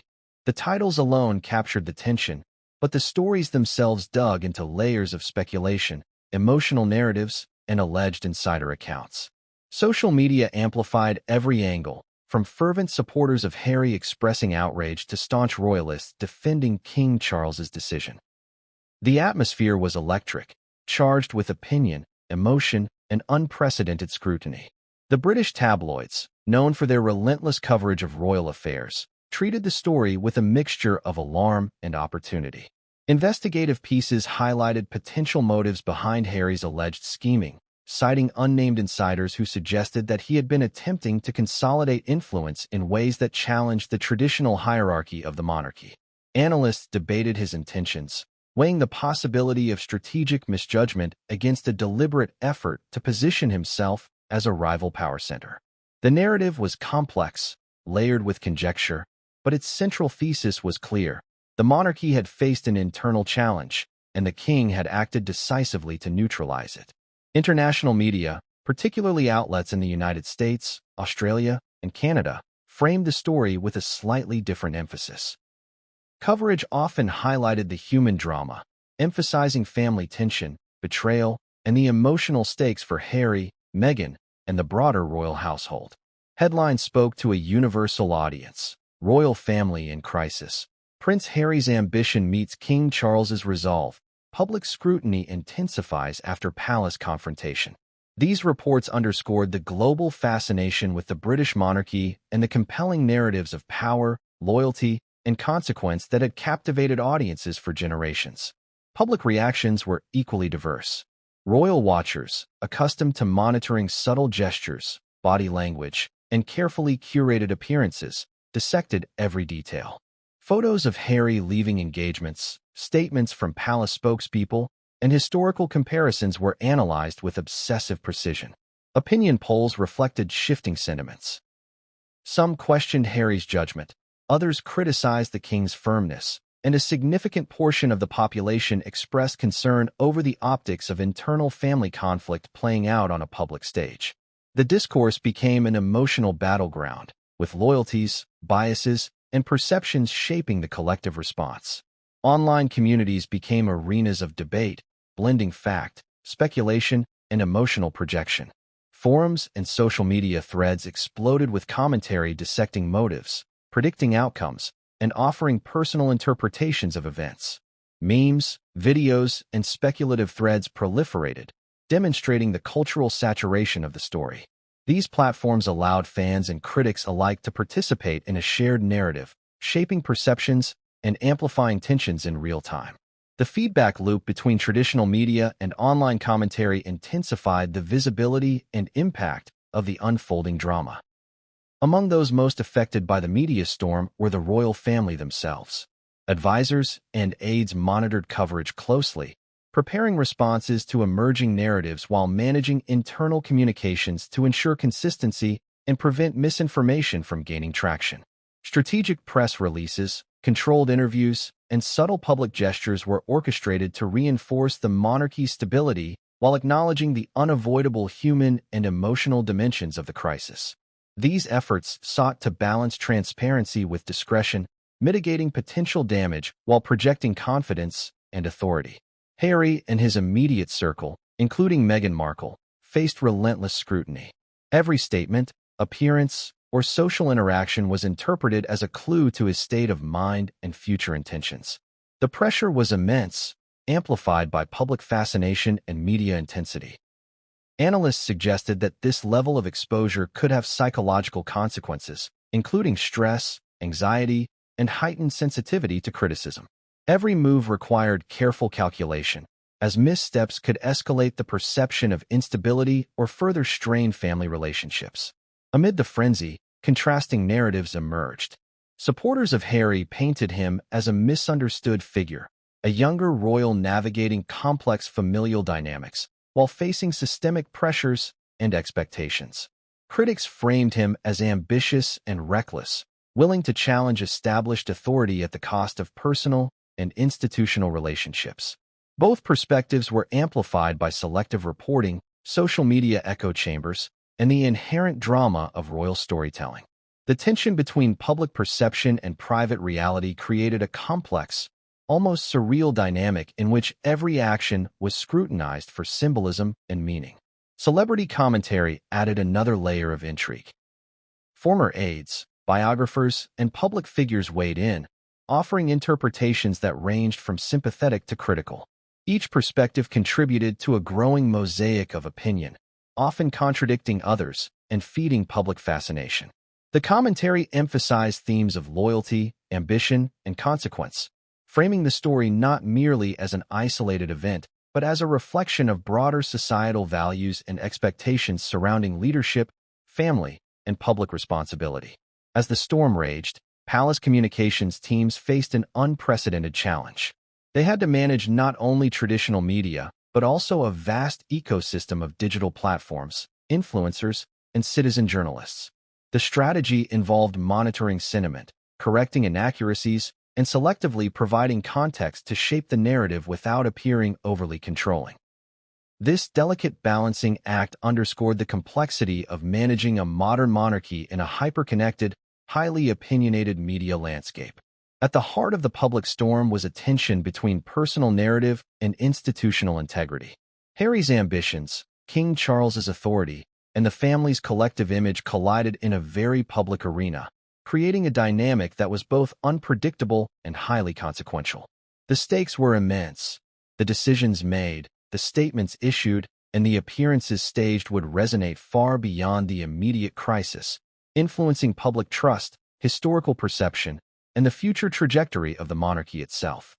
By the end of the initial weeks following Harry's removal from duties, it became clear that the media frenzy had not only amplified the story, but had also cemented its significance in public consciousness. Discussions extended beyond traditional royal watchers to broader society, engaging audiences who rarely followed monarchy news with intensity.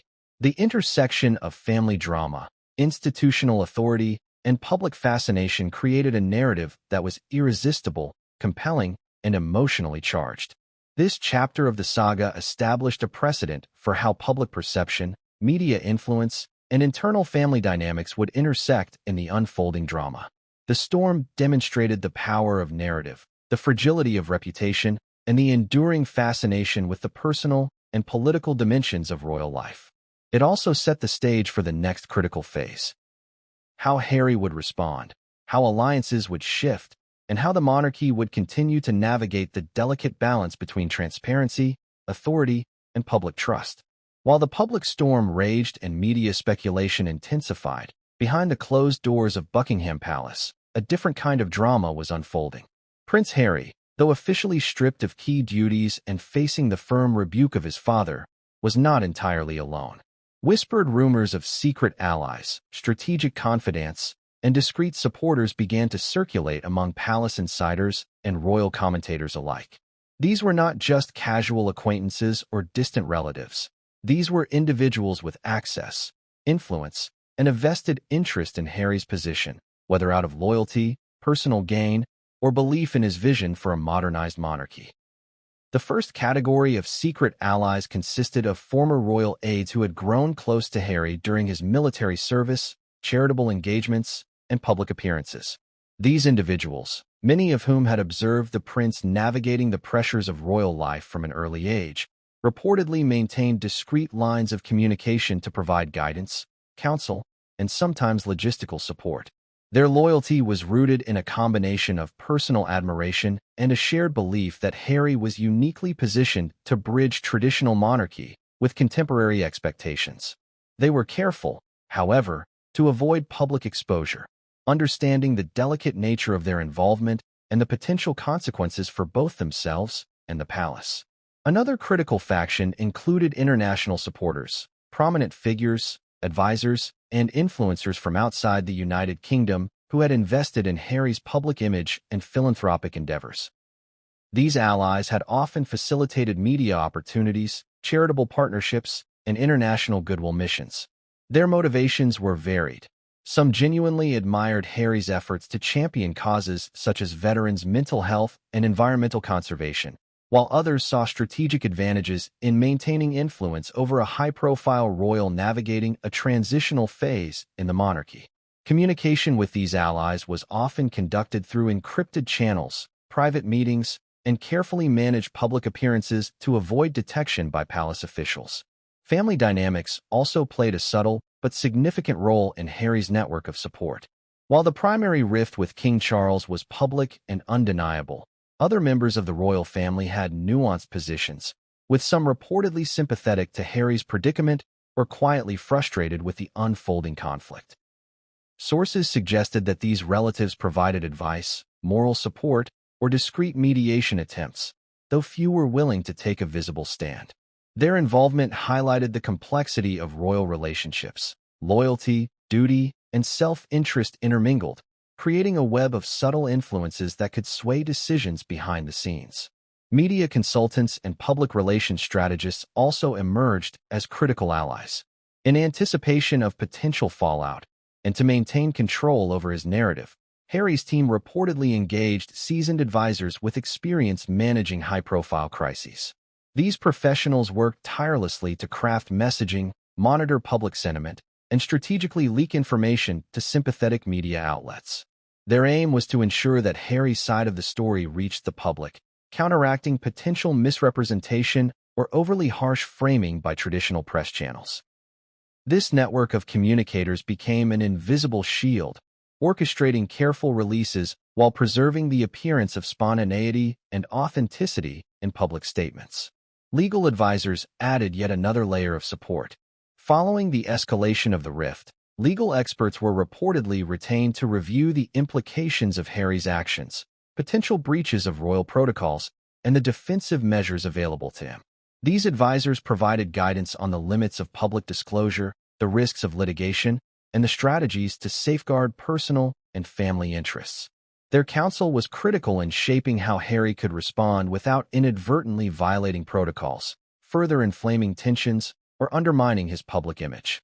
The influence of trusted friends and confidants outside formal royal channels should not be underestimated. These individuals, often lifelong companions, business associates, or close personal allies, offered emotional support, strategic insight, and occasional intervention in complex situations. They acted as sounding boards, offering perspectives removed from palace hierarchy and internal politics. Their encouragement, reassurance, and at times candid critique were invaluable to Harry as he navigated a period of extraordinary personal and public pressure. One particularly intriguing aspect of Harry's network was the role of discreet media operatives who were sympathetic to his cause.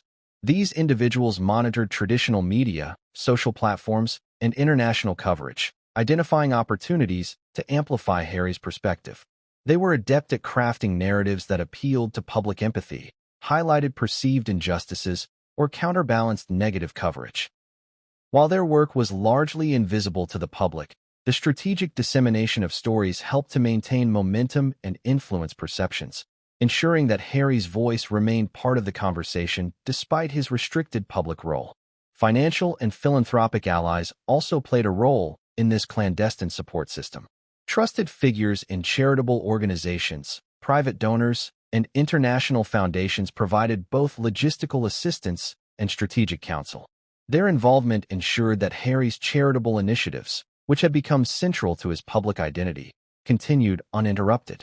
These allies understood that maintaining a visible commitment to philanthropy not only reinforced Harry's reputation, but also offered a form of leverage in a broader struggle over public perception and influence within the monarchy.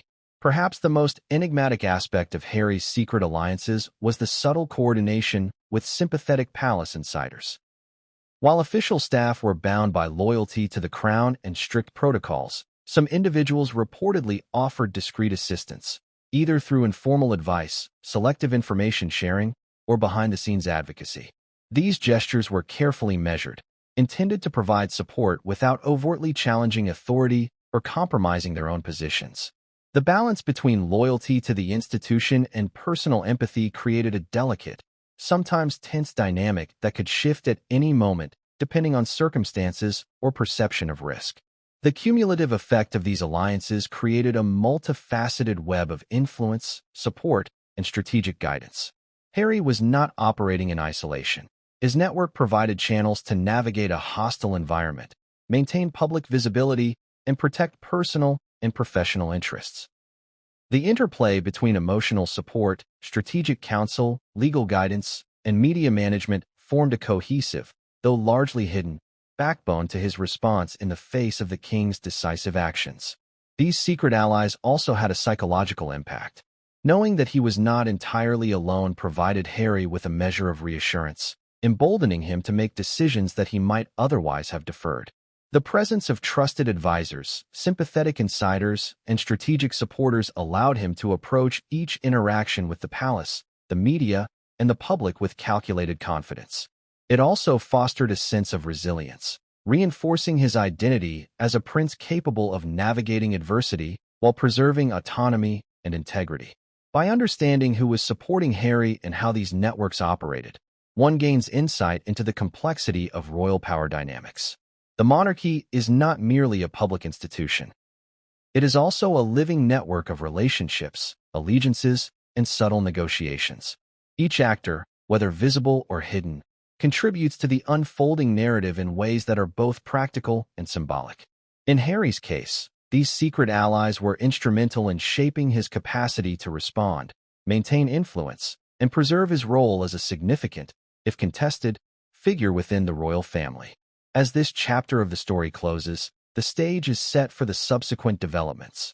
The confrontation with King Charles, the escalation of strategic maneuvering, and the potential recalibration of alliances. Harry's network, though discreet and carefully managed, represents a vital component in the broader drama, influencing outcomes in ways that the public could only speculate about. Understanding the depth and breadth of these alliances provides context for the decisions, conflicts, and emotional stakes that define this critical juncture in the royal saga. The tension had been mounting for weeks. Each private meeting, each subtle message through intermediaries, only served to amplify the strain that had been quietly building for years. What began as a series of disagreements over public duties and personal autonomy had metastasized into a full-blown confrontation that could determine the course of the monarchy for years to come. Prince Harry, once the favored younger son and beloved public figure, now stood at a precipice, facing his father, King Charles, in a confrontation that insiders described as unprecedented in its emotional intensity and potential ramifications. The setting for this climactic encounter was not the grandeur of a palace ballroom, but a discreet, heavily guarded conference room within Buckingham Palace, chosen for its privacy and security. It was a space stripped of ceremonial trappings, where titles, pageantry, and public perception held little sway. Here, two men with intertwined destinies would meet. Not as father and son, or as monarch and heir, but as two individuals whose relationship had been tested by ambition, loyalty, and perceived betrayal. Harry arrived accompanied only by a small team of advisors, whose presence was necessary for logistical and strategic reasons. He was determined to approach the meeting with clarity, yet insiders noted the palpable mix of apprehension and resolve that emanated from him.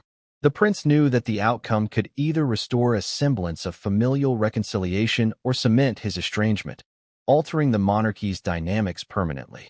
Every step toward the conference room carried the weight of expectation, not just from the royal family, but from the world watching, albeit indirectly, through leaks, briefings, and speculation. King Charles, for his part, had meticulously prepared. Known for his strategic acumen and his ability to navigate complex interpersonal dynamics, he entered the meeting with a controlled demeanor that belied the emotional stakes.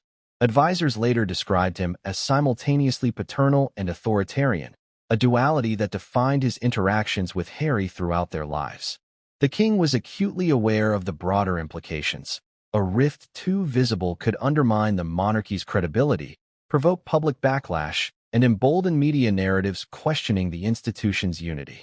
Every word, gesture, and inflection had been considered in advance, yet the human element, emotion, anger, and past grievances, remained unpredictable. The meeting opened with a tense silence, broken only by the measured sound of doors closing and footsteps echoing in the otherwise still room. Both men faced each other across a long table, the physical distance reflecting the emotional chasm that had developed over years. Advisors positioned themselves at the periphery, giving the father and son space to speak candidly while remaining ready to intervene if necessary. The room, though intimate, seemed charged with historical weight, the legacy of a monarchy, the expectations of the public, and the personal stakes of two men bound by blood but divided by circumstance. Harry began the discussion cautiously, choosing his words to balance respect and honesty. He raised issues that had long simmered beneath the surface: the pressures of public life, perceived inequalities in treatment compared to other family members, and the tension between his desire for autonomy and his obligations to the crown. He spoke of Meghan, his wife, and the strain that their public exposure had placed on the family dynamic. Throughout, his tone oscillated between measured restraint and passionate conviction, reflecting the emotional complexity of confronting a parent while negotiating his own agency. King Charles responded with equal gravity, emphasizing duty, tradition, and the responsibilities inherent in royal life. He acknowledged Harry's contributions and sacrifices, but underscored the expectations placed upon him as a senior member of the royal family. Insiders who later recounted the meeting described moments of sharp intensity, an exchange where the father's authority collided with the son's insistence on autonomy, producing verbal sparks that could have erupted into open confrontation. Yet both men, recognizing the stakes, managed to contain the volatility, navigating the conversation with a mixture of firmness, vulnerability, and strategic restraint. As the dialogue progressed, past grievances surfaced, some unexpectedly. Childhood memories, moments of perceived favoritism, and unresolved tensions from formative years emerged, each carrying emotional resonance. Advisors noted that Harry's references to personal experiences often elicited visible reactions from the king, revealing the delicate interplay between public responsibility and private emotion. The conversation was as much about history and memory as it was about immediate decisions, illustrating how deeply personal dynamics could influence institutional outcomes. The conversation then shifted toward the heart of the matter: reconciliation and the future of succession. Harry proposed terms that emphasized mutual understanding, compromise, and a potential path for reintegration into certain royal duties. His approach was strategic, aiming to preserve his position while safeguarding his family's independence. King Charles, however, had grown increasingly aware of underlying motives, including reports that Harry's reconciliation efforts were, at least in part, tactical moves intended to assert influence and consolidate public support. This awareness introduced an element of suspicion, heightening the intensity and stakes of the discussion. At a critical juncture, the father confronted the son directly, questioning his intentions and highlighting the inconsistencies in his public statements and private actions. This moment, according to insiders, marked the turning point in the meeting, the shift from negotiation to confrontation. Harry, realizing that his approach had not achieved the desired outcome, responded with equal firmness, defending his decisions and asserting the legitimacy of his grievances. The room, though outwardly controlled, was a crucible of emotion, with each exchange carrying potential consequences for both personal relationships and the monarchy's public image. Throughout the confrontation, advisors remained vigilant, monitoring verbal cues, body language, and subtle shifts in tone. They were acutely aware that any escalation could trigger not only immediate emotional fallout, but also long-term implications for the monarchy's stability and public perception. The delicate balance between intervention and observation was maintained with precision, ensuring that the conversation could proceed without devolving into outright conflict while preserving opportunities for meaningful resolution. The final phase of the meeting involved a subtle negotiation over terms of engagement, public messaging, and future interactions. Both men sought to assert their positions while avoiding irreversible decisions that could exacerbate the rift. It was a dance of strategy, emotion, and legacy, with each aware that the eyes of the world, though unseen, were figuratively upon them. Every concession, every carefully worded statement, carried the potential to redefine the narrative and influence public perception for years to come. By the time the meeting concluded, it was clear that no immediate reconciliation had been achieved. However, the encounter had provided a candid assessment of intentions, capabilities, and boundaries. King Charles had asserted his authority, underscored his understanding of Harry's maneuvers, and made clear the consequences of perceived duplicity. Harry, in turn, had demonstrated resilience, strategic acumen, and an unwillingness to capitulate entirely, preserving a measure of agency even in the face of powerful opposition. This confrontation would resonate far beyond the palace walls. Leaks, insider accounts, and subtle shifts in public messaging soon signaled that the meeting had fundamentally altered the relationship between father and son.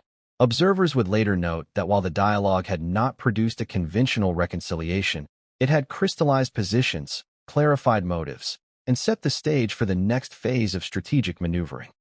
The aftermath of the confrontation between Prince Harry and King Charles sent shockwaves through Buckingham Palace, reverberating far beyond the walls of the royal residence. Advisors, aides, and family members found themselves navigating a new reality, one in which the traditional equilibrium of the monarchy had been disrupted. What had been a private, tightly controlled dialogue now began to influence decisions, alliances, and the intricate web of palace dynamics in ways few could have anticipated. Inside the palace, whispers circulated almost immediately. Staff members, from senior courtiers to administrative assistants, sensed the tension in the air. Meetings that had previously been routine were now tinged with unease. Advisors watched each other closely, attempting to discern the true implications of the father-son confrontation. Some believed that reconciliation might still be possible, while others feared that the meeting had marked a definitive turning point, one in which the rift between the king and his younger son could become permanent. One of the first visible consequences emerged in the king's private office. Advisors noted a shift in communication patterns, with King Charles increasingly seeking counsel from a smaller, more trusted inner circle. Strategic discussions now centered not only on public duties and ceremonial obligations, but also on monitoring Harry's actions outside the palace. Any movement, media appearance, or charitable engagement by the prince was scrutinized for hidden motives or potential attempts to influence public opinion. This heightened vigilance reflected both a protective instinct and a recognition of the high stakes involved: the monarchy's reputation, the line of succession, and the preservation of authority. Meanwhile, Harry's camp faced its own turbulence. The prince, emboldened yet cautious after the confrontation, began reassessing his approach to public statements, philanthropic initiatives, and his relationship with the media. Insiders reported late-night strategy sessions in Los Angeles, London, and other international hubs, focusing on narrative control, reputation management, and maintaining visibility while avoiding overt provocation. Meghan Markle, aware of the delicate balance between advocacy and optics, played an instrumental role in these discussions, emphasizing the importance of projecting stability even amid familial chaos. The ripple effects extended to the extended royal family. Siblings, cousins, and in-laws found themselves drawn into discussions, either as mediators, observers, or informal advisors. Princess Anne and Prince William, for instance, faced the delicate task of reconciling loyalty to the king with maintaining cordial relations with Harry. Any misstep could be interpreted as taking sides, potentially exacerbating tensions and drawing media scrutiny. The palace, which had long operated on a carefully calibrated system of hierarchy, precedence, and protocol, now confronted the challenge of managing personal relationships under a microscope of unprecedented intensity. Media outlets, ever vigilant, quickly picked up on the subtle shifts in palace activity. Leaks, carefully orchestrated or accidental, fueled speculation about the state of the royal family. Headlines ranged from cautious analyses to sensationalized narratives, each probing the potential fallout from the confrontation. Reporters cited anonymous palace insiders, leaked emails, and cryptic social media posts to construct stories suggesting that the monarchy faced a critical juncture. Public interest surged, with audiences captivated by the notion of a private dispute spilling into the public sphere. A rare glimpse behind the curtain of one of the world's most scrutinized institutions. Behind the scenes, palace security teams adjusted protocols. The physical and digital movement of both King Charles and Prince Harry became more closely monitored. Security briefings emphasized the potential for protests, media intrusion, and even opportunistic exploitation by external actors. Every engagement, from charitable events to private appearances, was evaluated not just for safety, but for political and reputational implications. Advisors understood that perception could be as consequential as reality.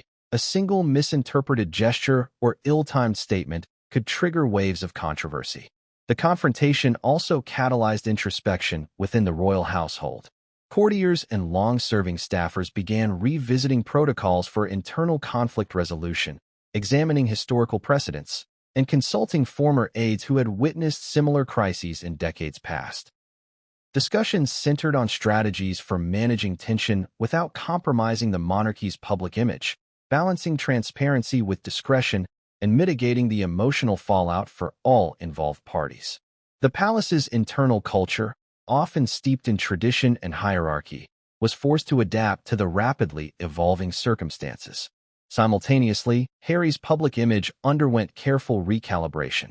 His philanthropic engagements, media appearances, and social initiatives were coordinated to convey a sense of purpose, empathy, and resilience.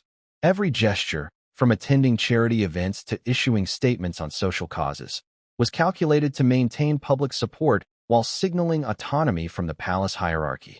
Sources revealed that even minor details, such as clothing choices, timing of announcements, and the presence of Meghan Markle at public engagements, were meticulously planned to reinforce a narrative of self-determination and family protection. The palace also confronted the delicate task of managing internal loyalty. Staffers loyal to Harry found themselves navigating treacherous waters, balancing allegiance to the prince with respect for the monarch. Any perceived bias could lead to reassignment, demotion, or forced departure. For King Charles, maintaining discipline and cohesion among aides and courtiers was crucial. Even subtle fractures in loyalty could amplify public perception of instability and erode confidence in the monarchy. Public reaction added yet another layer of complexity. Polling suggested a divided sentiment. Some members of the public empathized with Harry, perceiving him as a modern prince seeking personal agency against rigid royal constraints. Others sided with the king, valuing tradition, duty, and the preservation of institutional continuity. Social media amplified both perspectives, creating a digital battlefield where narratives collided and opinions solidified rapidly. Every palace statement, public appearance, or media report was analyzed through the lens of this ongoing debate, intensifying pressure on both sides to navigate carefully. As days turned into weeks, the ripple effects of the confrontation manifested in tangible policy and procedural changes. Meetings that had previously been routine now included rigorous pre-briefings, risk assessments, and strategic consultations. Communications teams developed contingency plans for potential leaks, misstatements, or media speculation. Every interaction, from casual conversations to formal engagements, was examined for potential implications, reflecting the heightened awareness that a single misstep could trigger a cascade of public scrutiny and political commentary. Even the monarchy's international relationships were subtly influenced. Foreign dignitaries and allied royal households monitored developments, mindful that instability within the British monarchy could have diplomatic ramifications. Informal channels relayed observations, while formal visits and meetings incorporated cautious acknowledgement of ongoing internal dynamics. The ripple effect extended to global audiences, reinforcing the perception that the confrontation between Harry and Charles was not merely a domestic matter, but a crisis with international visibility. By the end of the first month following the confrontation, the palace had entered a new equilibrium, one marked by heightened vigilance, strategic recalibration, and ongoing tension. Advisors, staff, and family members had absorbed the immediate shockwaves, but the emotional and political reverberations continued to shape behavior, decisions, and public perception. The fallout was not only personal, it was institutional, affecting the monarchy's operations, its messaging, and its position on the global stage. The palace had survived the initial storm, but the underlying dynamics remained unresolved. Harry's ambitions, Charles's authority, and the delicate interplay of familial loyalty and public duty had collided, producing a situation where every subsequent decision would be scrutinized for hints of reconciliation or further estrangement. The confrontation had set a precedent, a marker in the monarchy's history signaling both the fragility and the resilience of one of the world's most scrutinized institutions. The fallout had transformed Buckingham Palace into a crucible where personal emotion, public expectation, and institutional stability intersected with unprecedented intensity.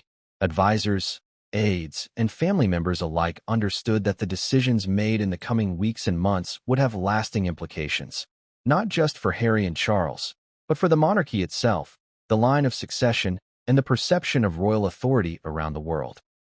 The stakes could not have been higher, and the palace had entered a new era in which every move was consequential, every conversation loaded, and every decision potentially historic. Almost immediately after news of Prince Harry's confrontation with King Charles broke, the media erupted. Headlines around the world screamed of a royal feud unlike any in recent memory. The story spread with astonishing speed, amplified by social media, 24-hour news networks, and the relentless churn of online commentary. Journalists from London to New York, Sydney to Tokyo, dissected every detail, analyzing what had been said, the tone of the confrontation, and the potential consequences for the monarchy. Royal correspondents painted vivid pictures of tense palace meetings, shadowed hallways, and whispered conversations among staffers. Every detail, from the attire worn by Harry during meetings to the timing of his departure from Buckingham Palace, was scrutinized for hidden meaning. Commentators debated whether the confrontation represented a personal family dispute or a symbolic struggle for the future of the monarchy itself. Opinion pieces argued fiercely on both sides. Some framed Harry as a modernizing force challenging outdated traditions, while others portrayed him as a reckless royal risking the stability of centuries-old institutions. Social media was an unpredictable and merciless arena. Hashtags exploded overnight, with users worldwide sharing opinions, memes, and theories. Many expressed outrage on behalf of the king, calling for respect for tradition and order. Others rallied around Harry, framing him as a victim of a rigid, unforgiving institution. Emotional videos and trending threads chronicled both real and imagined accounts of the confrontation, fueling public fascination. Analysts noted that public sentiment was deeply divided, reflecting broader societal debates about authority, loyalty, and the balance between personal freedom and institutional duty. Within this storm, mainstream media outlets operated on overdrive. The BBC, CNN, and Sky News aired breaking segments, interviewing palace insiders and royal experts. Leaks to journalists, whether deliberate or inadvertent, created a constant flow of new information. Speculation about Meghan Markle's involvement, Harry's next moves, and potential repercussions for other royal family members dominated news cycles.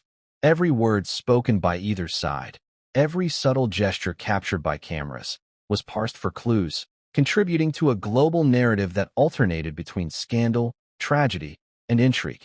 In the UK, tabloids led the charge, blending reporting with sensationalism. Papers published speculative timelines, exclusive accounts, and anonymous insider claims. The Sun and Daily Mail, in particular, featured bold headlines questioning Harry's loyalty and suggesting internal palace chaos. Evening papers followed suit, releasing in-depth analyses of potential succession implications, security concerns, and public relations strategies. This intense coverage created pressure both within and outside the palace, forcing advisors and family members to consider not only the private fallout, but also how it would be perceived by a global audience. Public response was immediate and intense. Polling indicated a sharp polarization.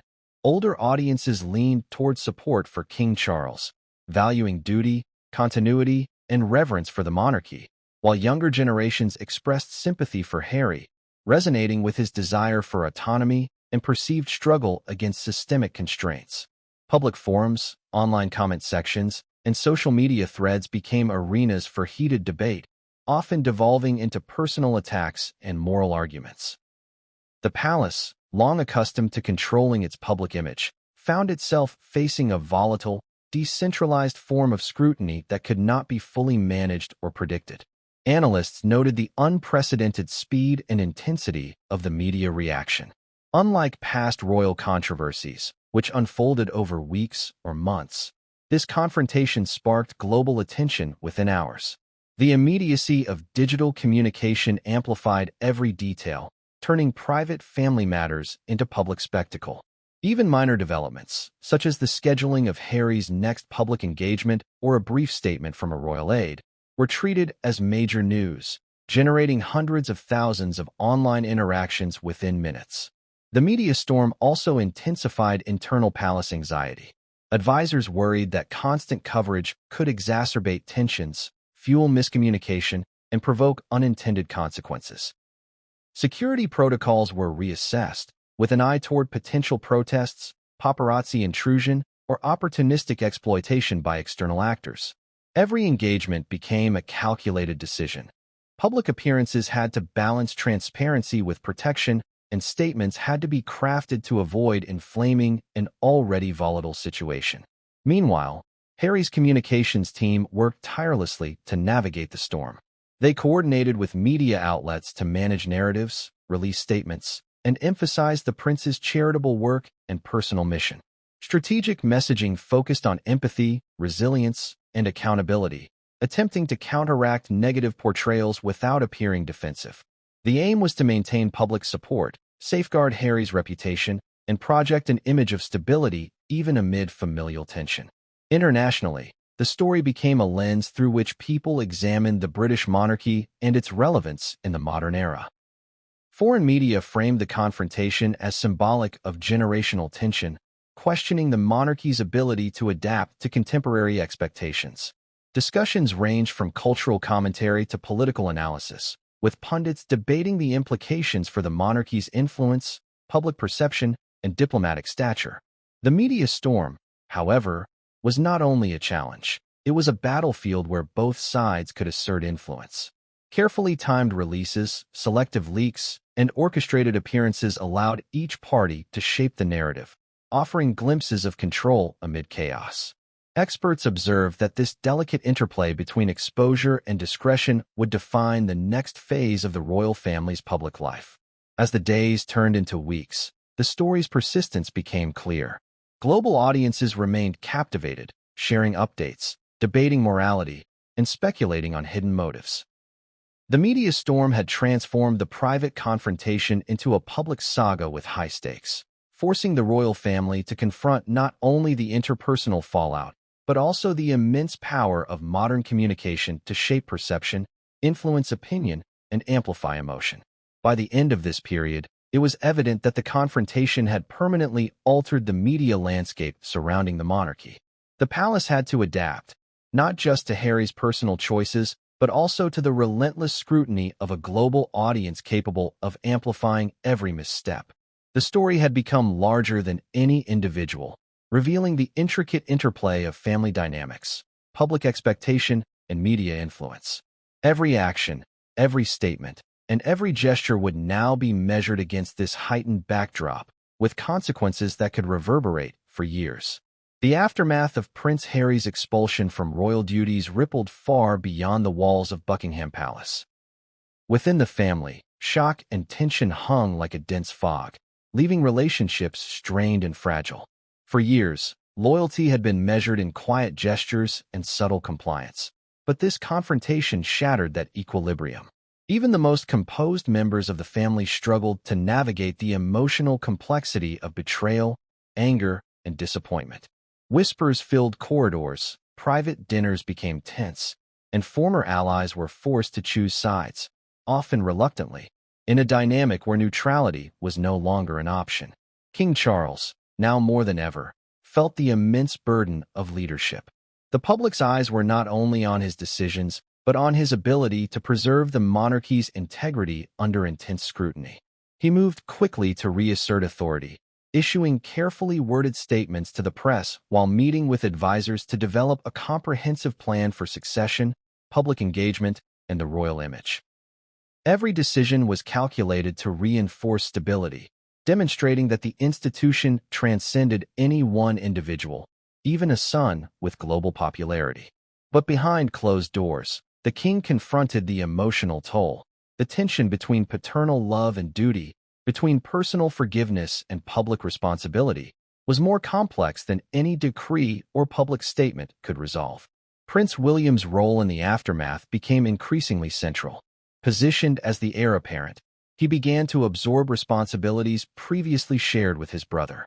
His schedule expanded to include high-profile diplomatic events, charitable appearances, and public engagements aimed at bolstering both his visibility and the perception of continuity. Insiders reported that William took a measured approach, maintaining professionalism while quietly ensuring the family presented a united front. Yet, even as he assumed greater influence, the undercurrents of resentment and regret persisted, leaving open questions about whether fraternal relationships could ever be fully mended. Meghan Markle, removed from the immediate influence of palace affairs, faced her own scrutiny. In private, she consulted with advisors and legal counsel to navigate the fallout, weighing potential public statements against the risk of further inflaming tensions.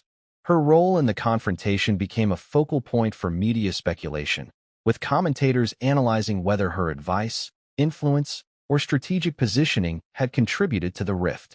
Public perception of her shifted, with some framing her as a modernizing force advocating for independence, and others portraying her as a disruptive figure whose ambitions clashed with centuries-old protocols.